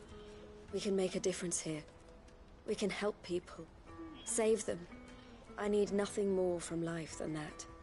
So I'll carry on doing what we do, ensuring that goods, people, bearers get where they need to be, bringing smiles to people's faces just like we always have, and to Theo's. Wherever he is. This is the life I have chosen. The life I will always choose. I've made a choice of my own. To continue helping you however I can. Whenever you need it. Thank you, Clive. Let's go on together then. For Theodore.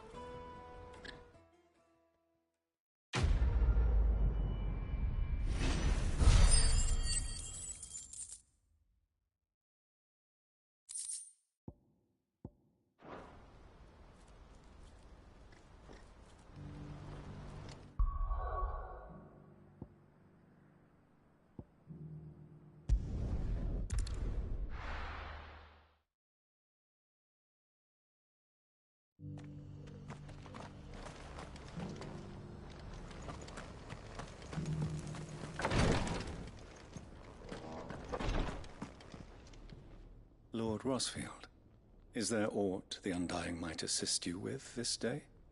Perhaps. My brother said that your order was helping him with his quest to uncover Ultima's origins. Have you learned anything of note since last we spoke? Little unless, I regret to report. I see. Be assured, however, that we will not rest until the truth is known. Even now, our archaeologians scour ruins in every corner of the realm for traces of Ultima's touch. Fallen ruins, I take it. Dating back as far as Phoenix Gate. Indeed. Ultima's thralls are oft sighted among the remnants of the fallen civilization, as if protecting the secrets concealed within. Secrets we'd see unearthed. Should our methods be of interest, my lord, mayhap it would please you to observe some of our number at work. Would that be possible? Of course. A survey is being conducted not far from here. Perchance you are familiar with Kretov, a small hamlet built around a fallen airship. I was due to visit my colleagues there to collect their preliminary findings, but if you would consent to do so in my stead, I'm sure that they would be honored to relate any discoveries they have made to you directly. All right. I'll go and meet with them. They will be most gratified, I am sure. Might I suggest you take the road through Titan's Wake? It will lead you straight to the village after but a short walk. Thank you. I will. I wish you a safe journey, my lord. May the Firebird's flames burn ever in your heart.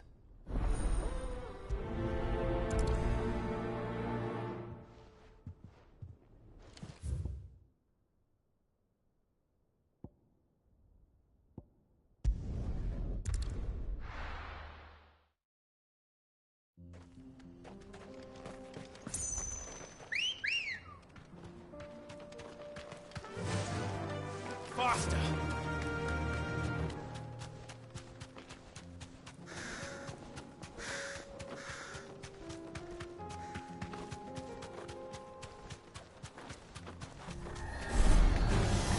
This might take a while.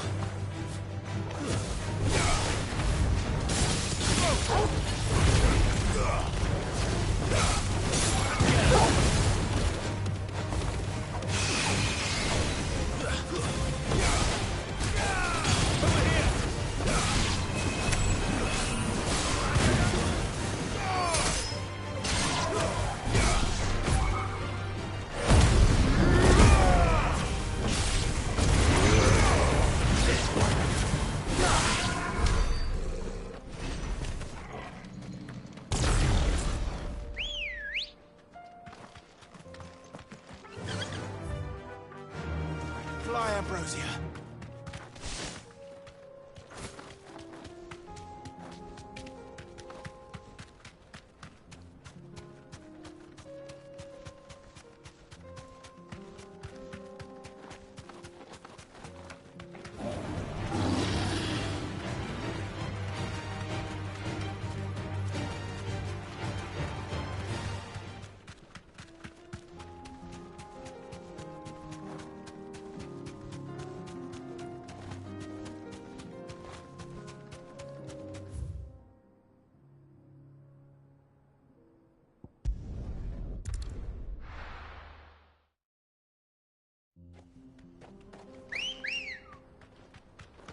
Ready, go?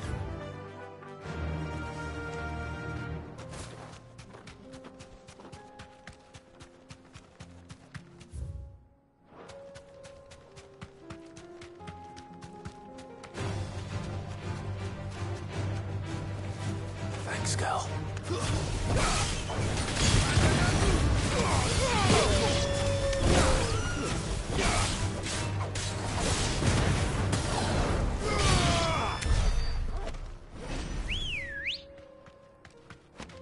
Come on.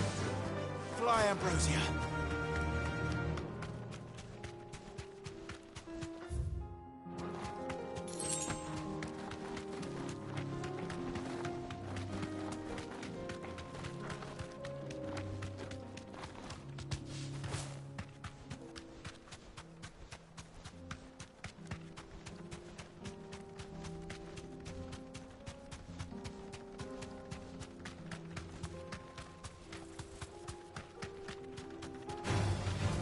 enough of you, are there? Straight home now.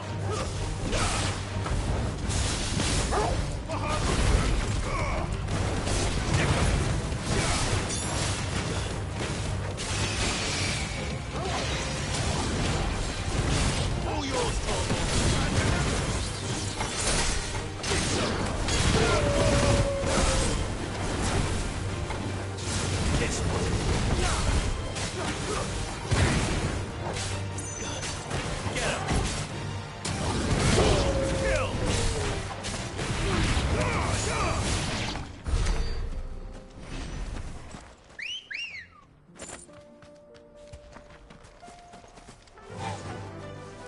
faster!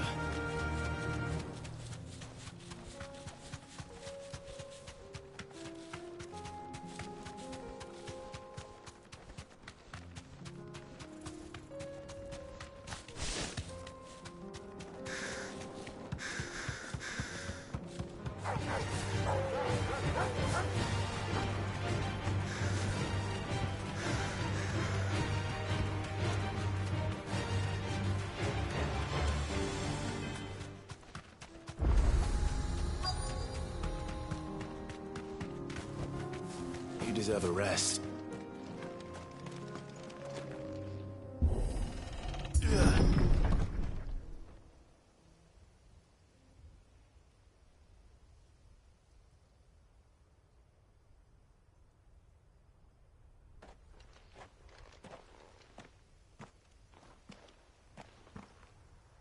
Oh no.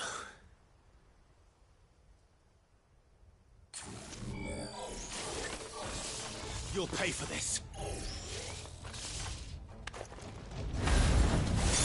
May still be survivors. Over here!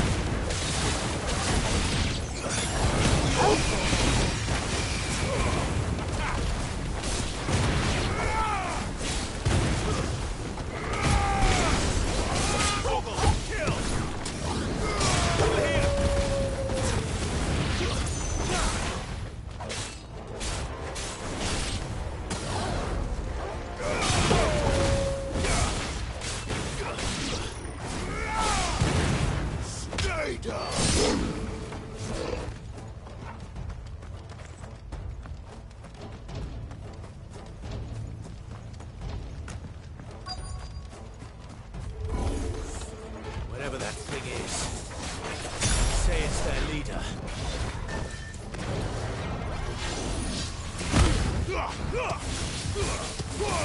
Over here!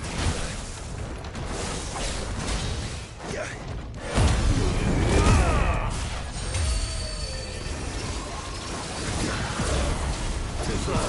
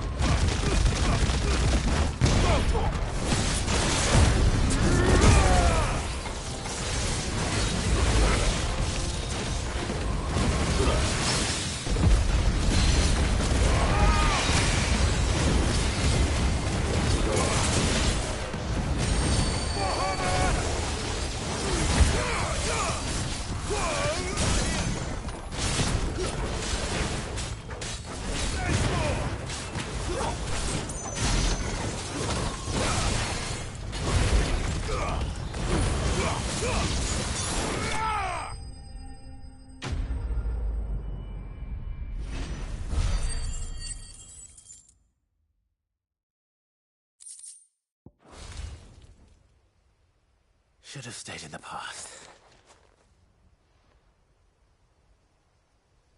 These must be Cyril's colleagues. You have our thanks, stranger. Who are you? Ah, forgive me, my lord. I did not recognize you. You are Lord Rosfield, are you not? We are archaeologians, tasked with surveying this site. When the echoes appeared, our brothers here occupied their attentions. Thanks to them, and to you, we were, for a mercy, able to see our duty to its conclusion. You call that a mercy? Your brothers might still be alive if you put their safety before your duty. Surely this survey wasn't worth dying for. We are charged with uncovering Ultima's origins. A duty of the highest import, as I'm sure you will agree. And you think your dead brothers would agree with you too? I know they would. They gave their lives for the cause, an honor to which all Undying aspire. Now, to what do we owe the honor of your presence, Lord Marquis? Cyril told me of your work here, and I agreed to collect your findings in his stead. I see. That is most kind. Pray, take them then, with our humble thanks. May the Firebird's flame burn ever in your heart, as it does in ours.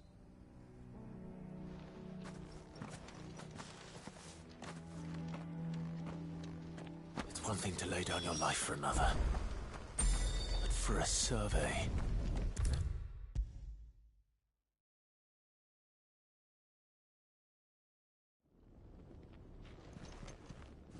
Ah, you are returned, my lord.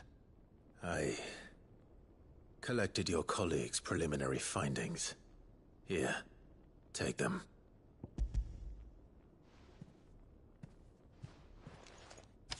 My thanks. I shall study them, and inform you forthwith if I discover aught that might aid you in your fight against Ultima. Cyril, your survey party suffered several losses in Kretov. Losses which could have been avoided, had the others not chosen. No. This was their choice. Every Undying devotes his life to the service of the Phoenix. It is our sole duty, and should we die in discharging it, so be it. Even when death is avoidable.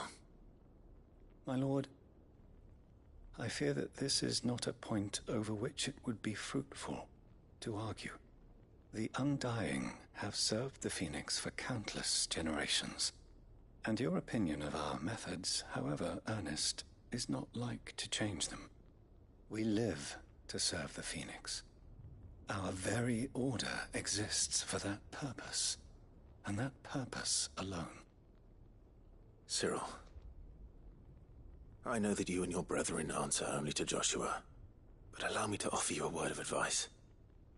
It does not further the cause of the Phoenix to have his loyal followers surrender their lives without good reason. Provide your survey parties with an escort, that they might live to do their duty for years to come. Think not only of how you can serve the Phoenix, but how Joshua would want you to serve him. Please. For all our sakes. I thank you for your advice, my lord. If you will permit me to respond, our faith in his grace, Joshua Rosfield, is absolute. And we of the Undying will do what we believe is right to fulfill our duty unto him. As first shield to the Phoenix, I am sure you understand what it means to do one's duty. I do. Then we are of the same mind. And it is my hope that we may continue to do our duty together.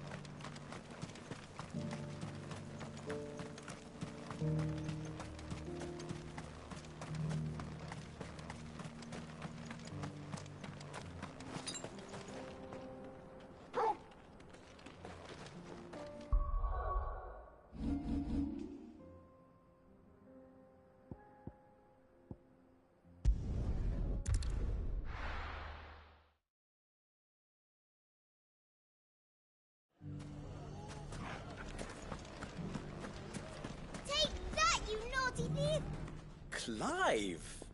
To what do I owe the pleasure? I just wanted to see how the town's been faring since you brought everyone together. Since we brought everyone together, all is absolutely wonderful. Conrad and Natalie's hands remain safely away from each other's throats and firmly at the helm. Our stores are full, and the bandits still too disorganized to raid them. Just as the good Lady Jane and Lord Underhill intended. Are you a lord? Lubor's going to be one too. They're going to make him the Lord of Dalamil, because of how he stopped all the grown-ups from fighting. It's the mayor of Dalamil, dear child, and the vote hasn't taken place just yet. But if the people wish me to lead them, I shall. And my first act will be to build a school so that menaces like you two learn not to interrupt your elders. Speaking of menaces, there may be a rather worrying one just over the horizon. May there indeed. I'm afraid the example Conrad and Natalie set in putting aside their differences and presenting a united front might have caught the bandits' attention. And they might have elected to take a similar approach. They have formed what one could call a League of Outlaws, and they grow more organized by the day. But we'll fight them all off just like last time, no matter how many of them there are. Won't we, Lubor? Of course we will. If we continue to work together, we can overcome any challenge we choose to face. The longer we avoid facing this one, the more difficult it will be, until the only way to overcome it might be to run for the hills. Our best hope is to nip these efforts at organization in the bud, by finding those ne'er-do-wells who have yet to join the cause, and ensuring that they never do. Perhaps a certain Lord Underhill might be willing to lend us his aid once more? How could I refuse? Thank you, my lord. Victor will fill you in on the particulars. I have him stationed by the desert gate, receiving and collating reports from my scouts. Such an amenable soul. He reminds me of you. I'll go and speak with him.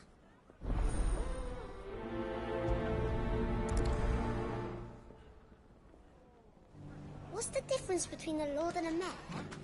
A League of Outlaws. Sounds like we have some competition.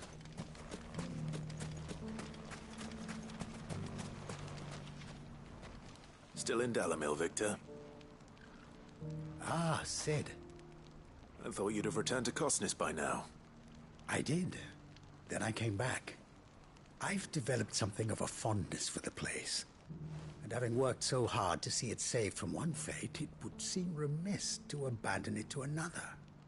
A sentiment Master Lubor certainly isn't shy about exploiting. Hence my doing his bidding yet again.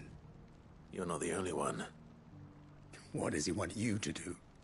He asked for my aid in putting down the bandits. And he said that you might be able to help me find them.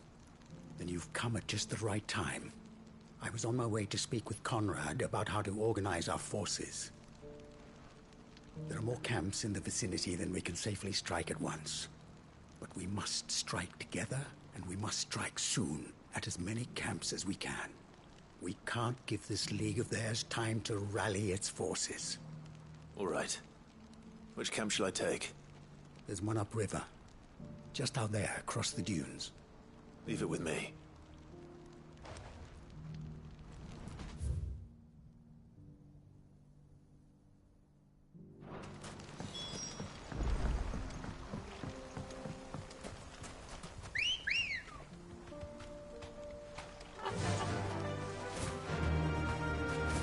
Those ne'er-do-wells.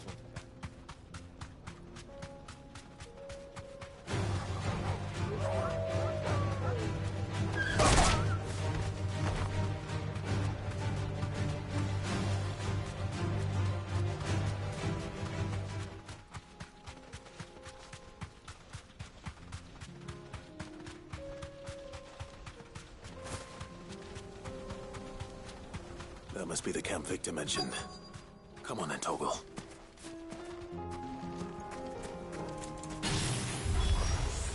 That's him! one who killed Locke and Fingers. Take his head off!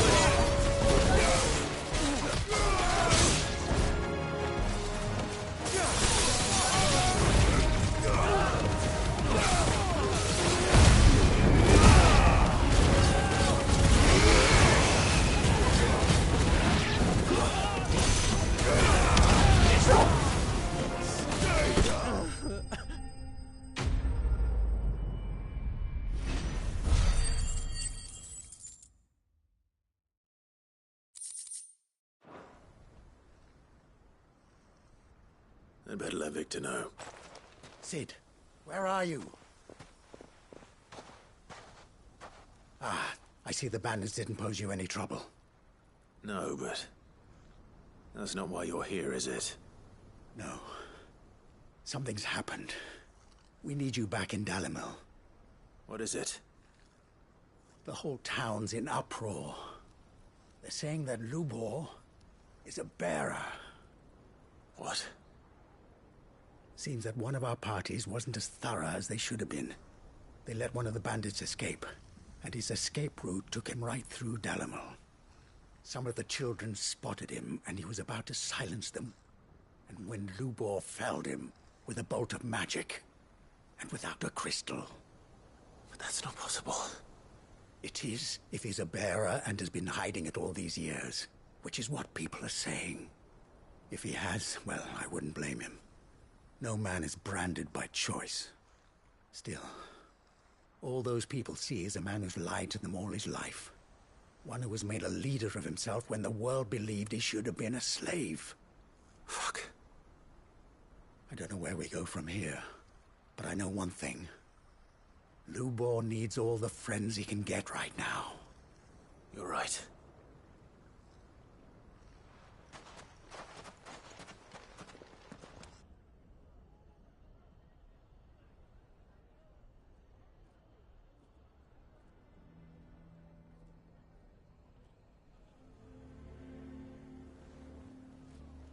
And now everyone knows. I made it a habit to keep a crystal close at hand for just such an occasion. And when that occasion arose, I forgot to reach for it. Well, it was bound to come out sooner or later. We're sorry, Lubor. We tried to keep running, but we just couldn't anymore. There's nothing to be sorry for. I rather enjoyed playing the hero for once. All that matters to me is that you two are safe.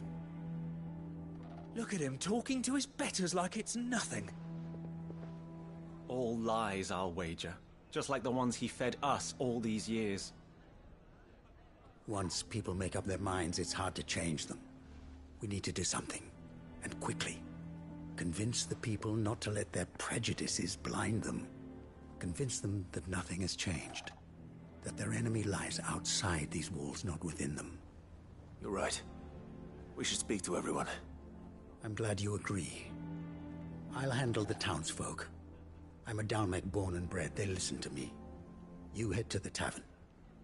Make Conrad and Natalie remember who Lubor really is. They know that Lubor and I are friends. I might not make for the most impartial of interlocutors. Lord Underhill of Randalar's League of Merchants, however, is a trusted and impartial mediator of note. I'll do what I can.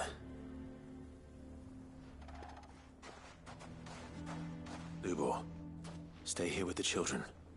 I can't promise anything, but we'll try. And that is all I can ask of you.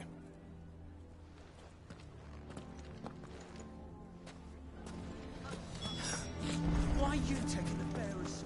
Why do they always have to make such a fuss outside? You all along that he... Forgive me for disturbing you, but could I have a moment of your time? I've seen your face before. As have I. Lord Underhill, wasn't it? Of the League of Merchants. That's right.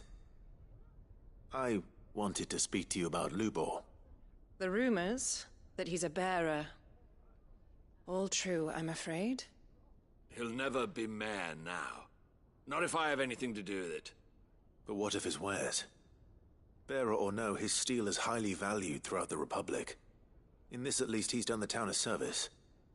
Might that not earn him a little leniency? Leniency? He pretended to be one of us when he was laughing behind our backs all the while. I'm sorry, my lord, but he lied to us. He lied to you. He cannot be trusted. So what do you propose? Will you drive him from his home? Close his forge? Perhaps. That is a question for the people of Dalimil, and they will thank you not to get involved.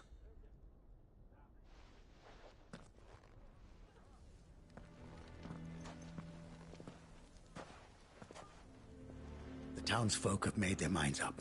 There was nothing I could do. Nor I.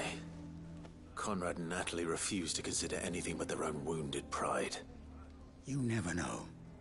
Once their anger is cooled, they might see things differently. For now, we should report back to Lubor. All right.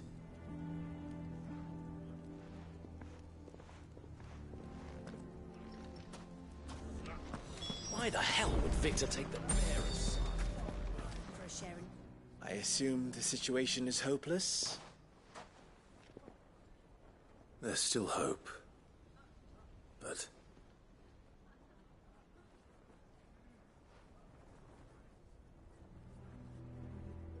But perhaps not in this lifetime, I think it's fair to say. You mustn't think like that, Lubor. Give them time. They'll come around. We'll talk some sense into them in the end, you'll see. No, you won't. And your efforts would be better spent elsewhere. But Lubor... Rosina would often tell me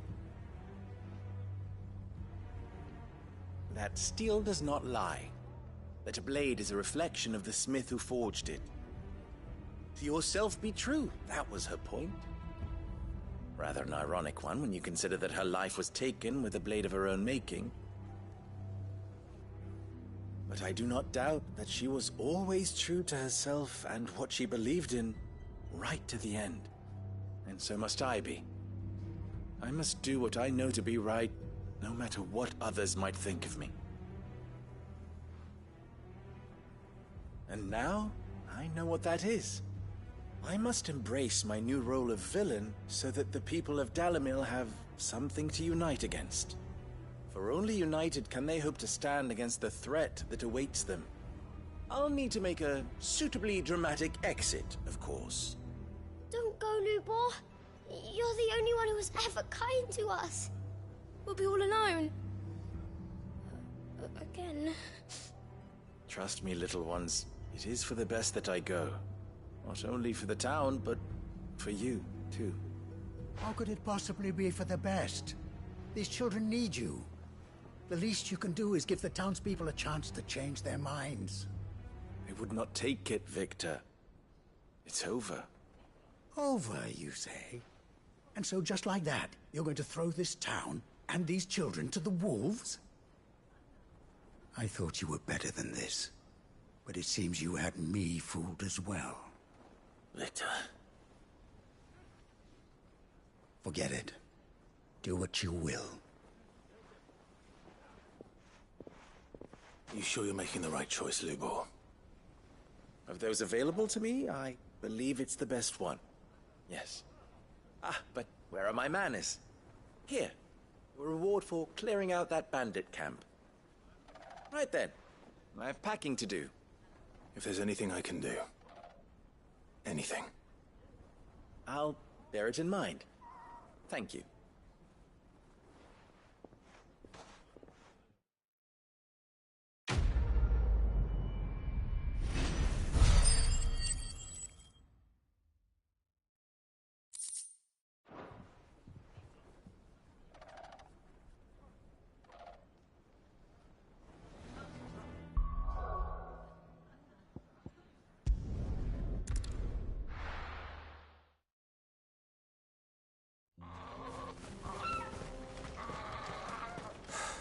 So Dravost is still standing. For now, at least.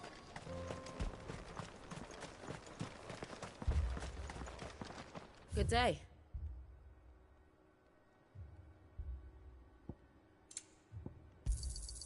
Here you are.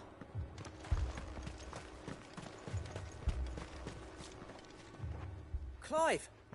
You're here! And the Akashic? Mostly off to the north still. But I spoke to Doris's scouts and it turns out things are worse than I thought. There's swarms of them out there. Told old Snotty to be ready to seal the north gate. That should buy us some time if we need it. Enough for the villagers to barricade themselves inside their homes at least. Well done. Welcome back. Sid. I'd never have guessed, you know. Not if August hadn't let slip. Who'd have thought that the savior of Dravost would turn out to be the realm's most infamous outlaw?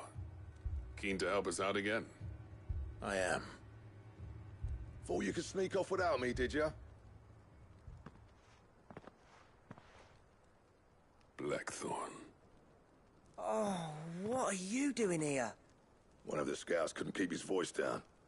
Unlike my best mate who didn't think I deserved to know. Zoldan, how long's it been? Long enough for us two to turn into a pair of old codgers, I see. That your idea of an apology? Prick. Don't listen to him. You only did what you thought was best. For the village and that. I did, yeah. But that ain't the whole of it. Vulcan, our master, didn't leave the chiefdom to the two of us. He left it to me. The best blacksmith in Dravost, barring himself, of course. Bloody stupid tradition, in my opinion. If someone's got talent, you should let them practice their craft, not ask them to settle petty feuds and barter for grain. Our master wasted half his life that way. I wasn't about to let that happen to me. So you wasted half of mine instead? You're what Dravost needed. Under me and my precious ideals, this place wouldn't have lasted a year. So I left to devote myself to the work and spare you lot the consequences. I may be a selfish prick, but I only did what I felt I had to. What you had to do was your duty! Even if it meant we all starved? Enough. This is no time for bickering. You can finish beating each other up once Dravost is safe. Fine. I've said my piece anyway. Yeah. So have I. Sorry, Clive. I shouldn't have stuck my nose in. We're short enough on time as it is. Still, give us a mo, would you? I need to get my head straight before any of them Akashic try to bite it off.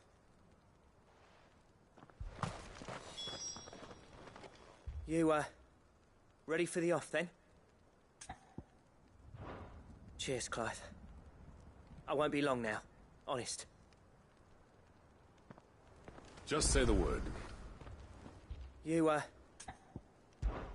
We can't afford to waste any more time. Right you are. Might be worth having one last word with the scouts, though. Don't want any nasty surprises, do we? Oh, and Blackthorn, you and Zoltan might be better off staying inside the... Akashic on the move. How close are they? Within sight of the walls, and there are more coming up from the mines. What was I saying about nasty surprises? They'll wash right over us if we stay out in the open. We're pulling back behind the gates. Good idea. Get yourselves inside, but keep your weapons handy. Understood.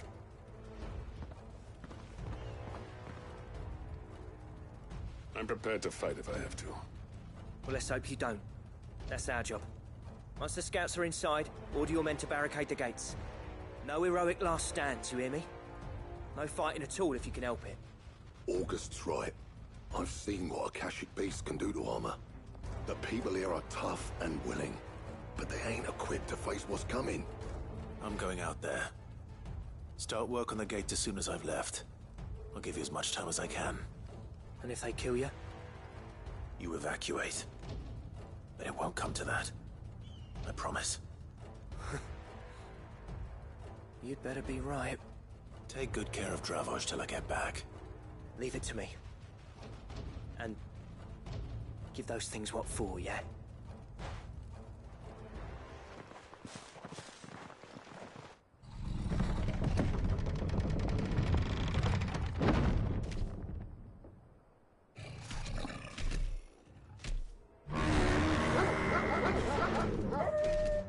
All right. Which one of you's first?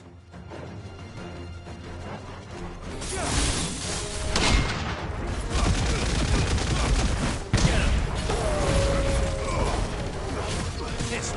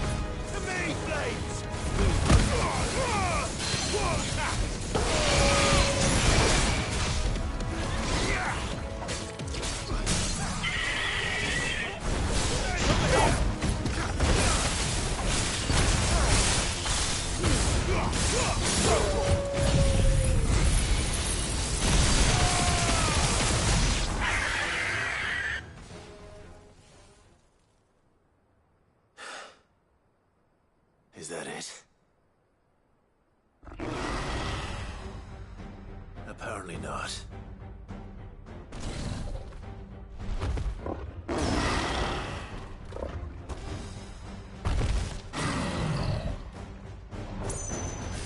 You're not getting past me.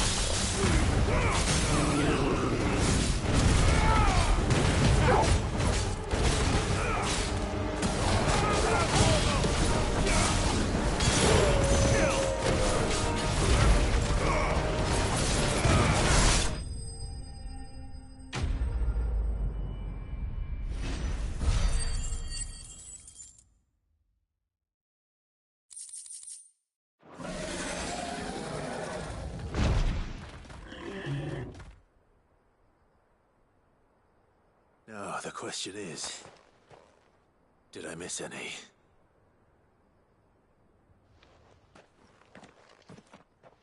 Man alive! You're still in one piece! I slew as many as I could.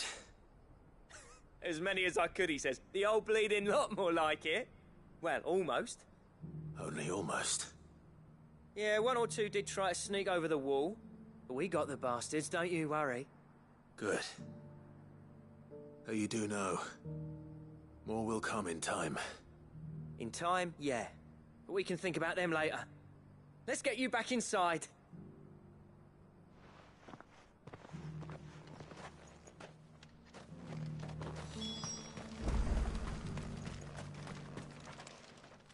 Sid! You're even more fearsome than your reputation. Enough to give those Akashic monsters nightmares. I almost felt sorry for the wretched things. But mostly, I felt grateful. Dravost won't forget what you did today. I'm afraid I've only delayed the inevitable. There's no getting rid of that ether flood. Meaning that any living thing which stumbles into those mines will end up clawing at your walls again. And that's if the flood don't spread. If it does, well, I hate to say it, but the village's days are numbered. That may be, but we're staying just the same. With ether floods springing up all over, it's no less safe than anywhere, and more importantly, it's our home. We'll fortify the gates to the north, and I'll see that they're guarded day and night. All right. Then we'll give you a hand shoring up those defenses. As for you, Blackthorn, that's twice you've turned up when Dravosh needed you. So, thanks. I shouldn't have stayed away so long. And I shouldn't have left without talking it over with you first. Too bloody right you shouldn't. Though I doubt I'd have listened. I always envied you. How you made everything look so easy when, for me, it was anything but. You leaving gave me the perfect excuse to hate you. And from that day on, I never once stopped to wonder what it would have been like if you'd stayed. But what you said earlier, it was true. You'd have been the death of this place. Finally, something we can agree on. I hope you see the sense of it eventually. You kept this place alive. Alive, perhaps. Wealthy even, but Dravosh isn't what it once was. Our work used to be the pride of Dalmekia. Now, we churn out the same rubbish day after day because it's easy and turns a profit. It's not about the craft anymore. I wouldn't send my sons to war wearing the shit most of our smiths are making. I've kept working, honing my skills, trying to lead by example, but no one sees the point. The average castle apprentice has as much passion for the craft as our current lot. Come back to us, Blackthorn. Remind Dravosh what a true master blacksmith looks like. I'll even man those bellows of yours if it means we can work at the same forge again. That's a kind offer. Kinder than I deserve. And I wish I could accept, but I'm needed elsewhere.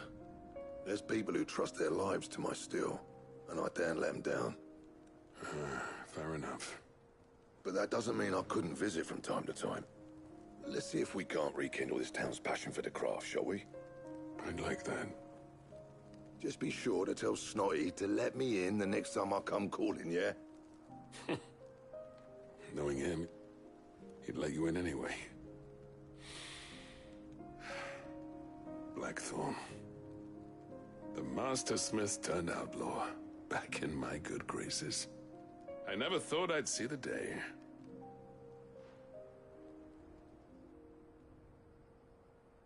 I'd say that went pretty well, wouldn't you? Even better than I'd hoped. Sid, I've got something for you.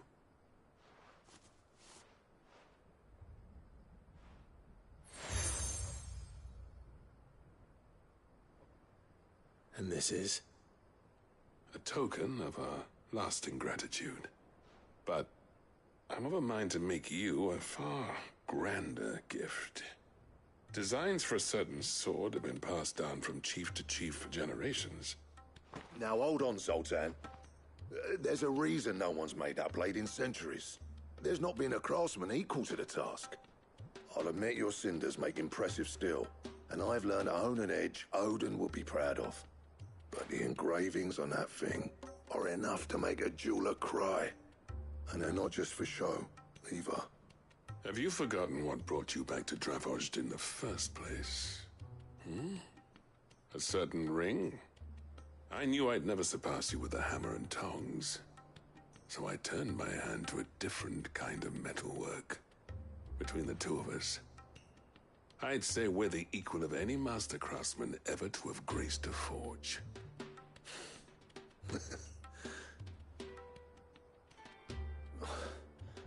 You know what? I think you might be right. Clive, you wouldn't mind if Zoltan came back to the Hideaway, would you? He's more than welcome. As long as he can keep our secret. Right. Zoltan, get your tools. We've got a legend to forge.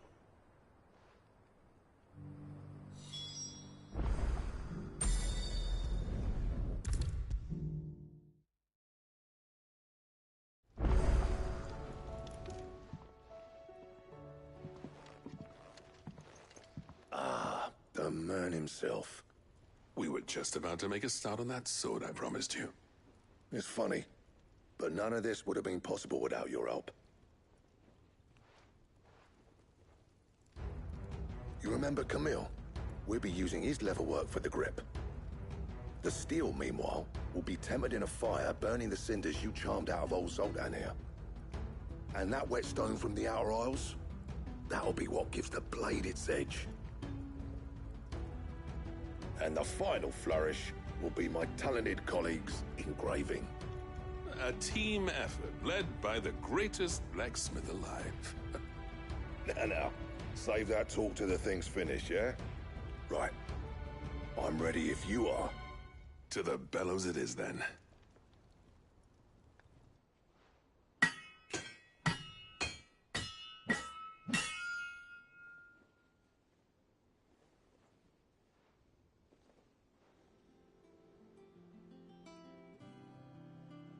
Well, bugger me. We actually did it.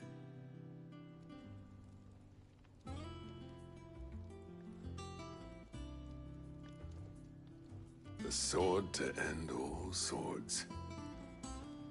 Ragnarok. It's quite something. I trust you'll take good care of it. Thank you. Both of you. So, does this make you pair the greatest craftsmen alive, then? This? Nah. This was just following the footsteps of the greats of old. It'll take more than that to earn us our place in history. But we're up for the challenge. Here. A list of materials. Zoltan and I got talking on the long road back from Dravozd. We reckon with those items there, we could craft something even better than the Ragnarok. Something worthy of a legendary outlaw like yourself. That's a weapon I'd like to see. You leave this list with me. I was hoping you'd say that. One legend at a time, eh, lads? Before you start on the next, who fancies raising a cup to friendship reforged? Good idea. No more drinking to forget my past. It's about time I had something to celebrate. Then tap the kegs! Vulcan's boys are on their way!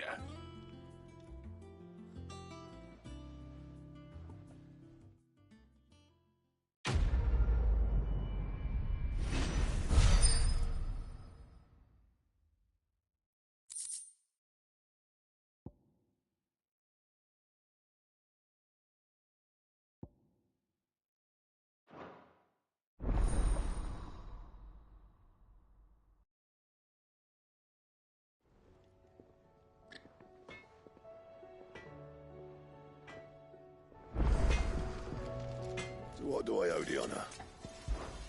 What do you want?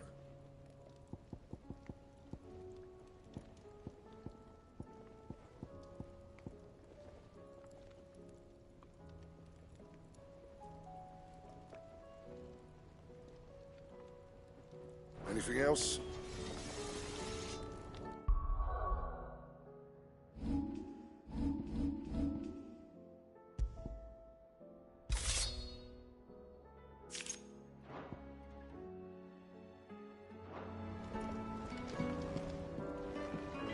The stew's awfully thin these days. What do you expect? They're abandoning their fields and traders their roofs. Clive, if you're gonna buy something, be quick about it. You'll not find a better price than that.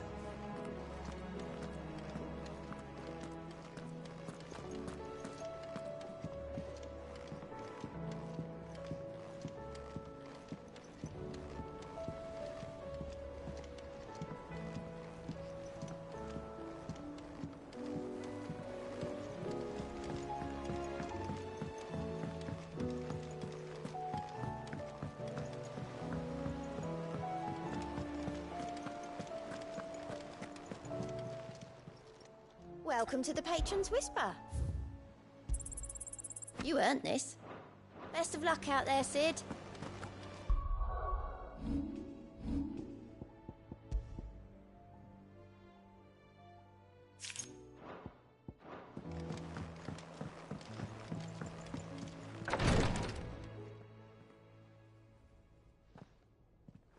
How are you feeling, Joshua?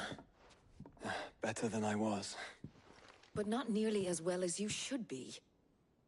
Your cuts and burns may have healed, but your body still bears the burden of every spell cast. And what would you have had me do? It was no ordinary foe we faced. It was the Warden of Darkness. Yet still, it was not enough. The king could have ended me at any moment, but instead chose to toy with me like a curl does a mouse. You underestimate yourself. Oh, it was crystal clear. Only one man established his dominance that day, and that man was Barnabas. I'm sorry, brother. That was ill-spoken. It's just, I have never felt so powerless. And when so many are looking to us for strength, perhaps the prince feels the same.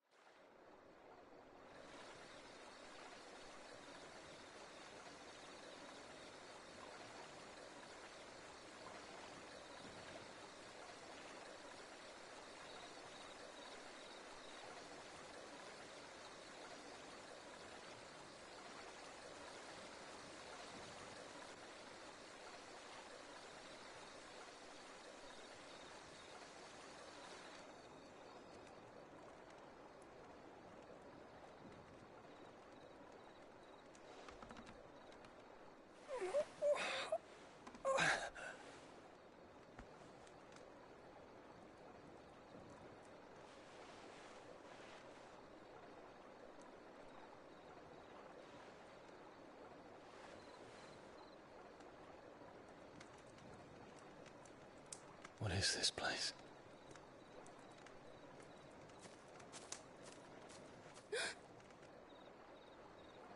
Don't move.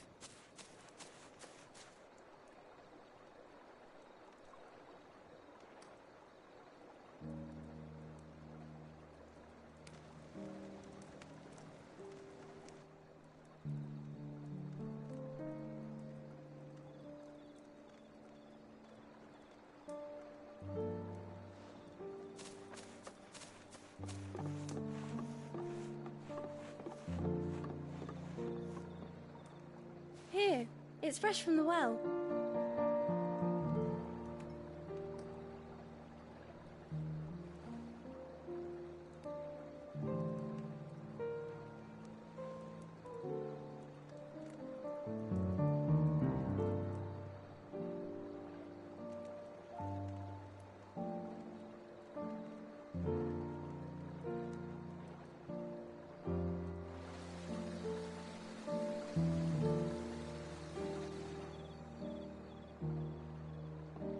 Grandmother told me spirits sometimes get lost, and that the lanterns guide them to their proper place.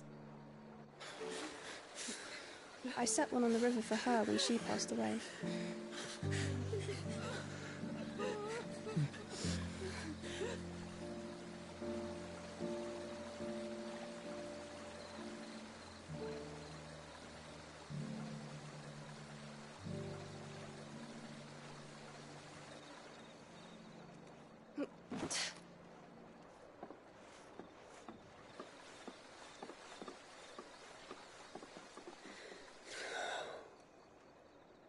The fiend works from the shadows.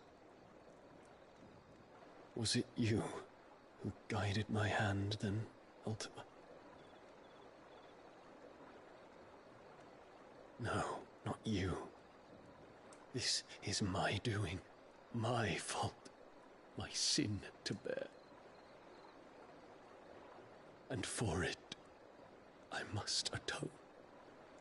Your hurts are healing nicely. It was my poultices that saw you well. You make them? And sell them, or try to. Earns me enough for bread, most days. Forgive me. I have nothing to... I know, but I couldn't just leave you lying there.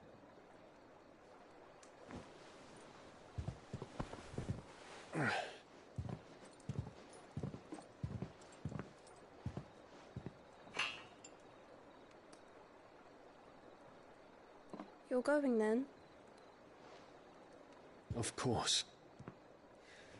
I'm healed. Thanks to you and your poultices.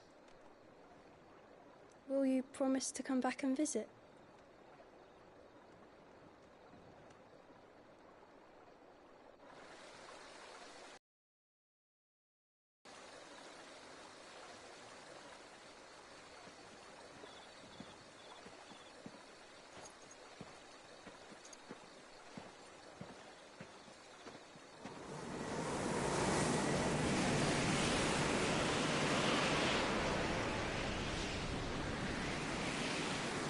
Well, Phoenix, it would seem that I owe you my wings.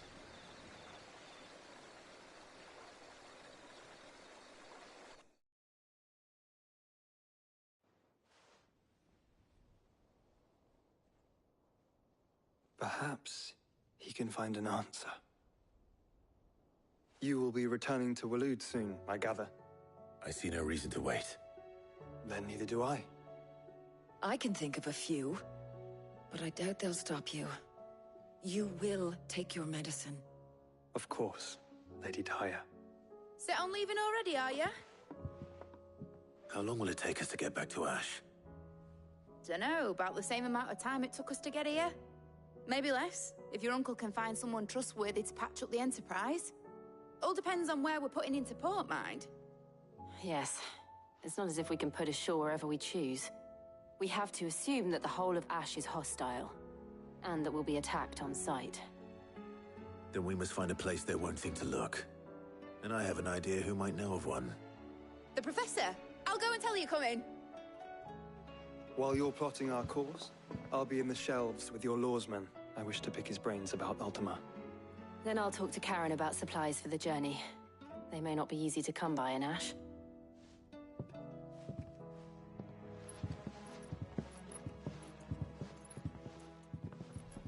Your brother's body won't take much more of this recklessness. You know that, don't you? I do.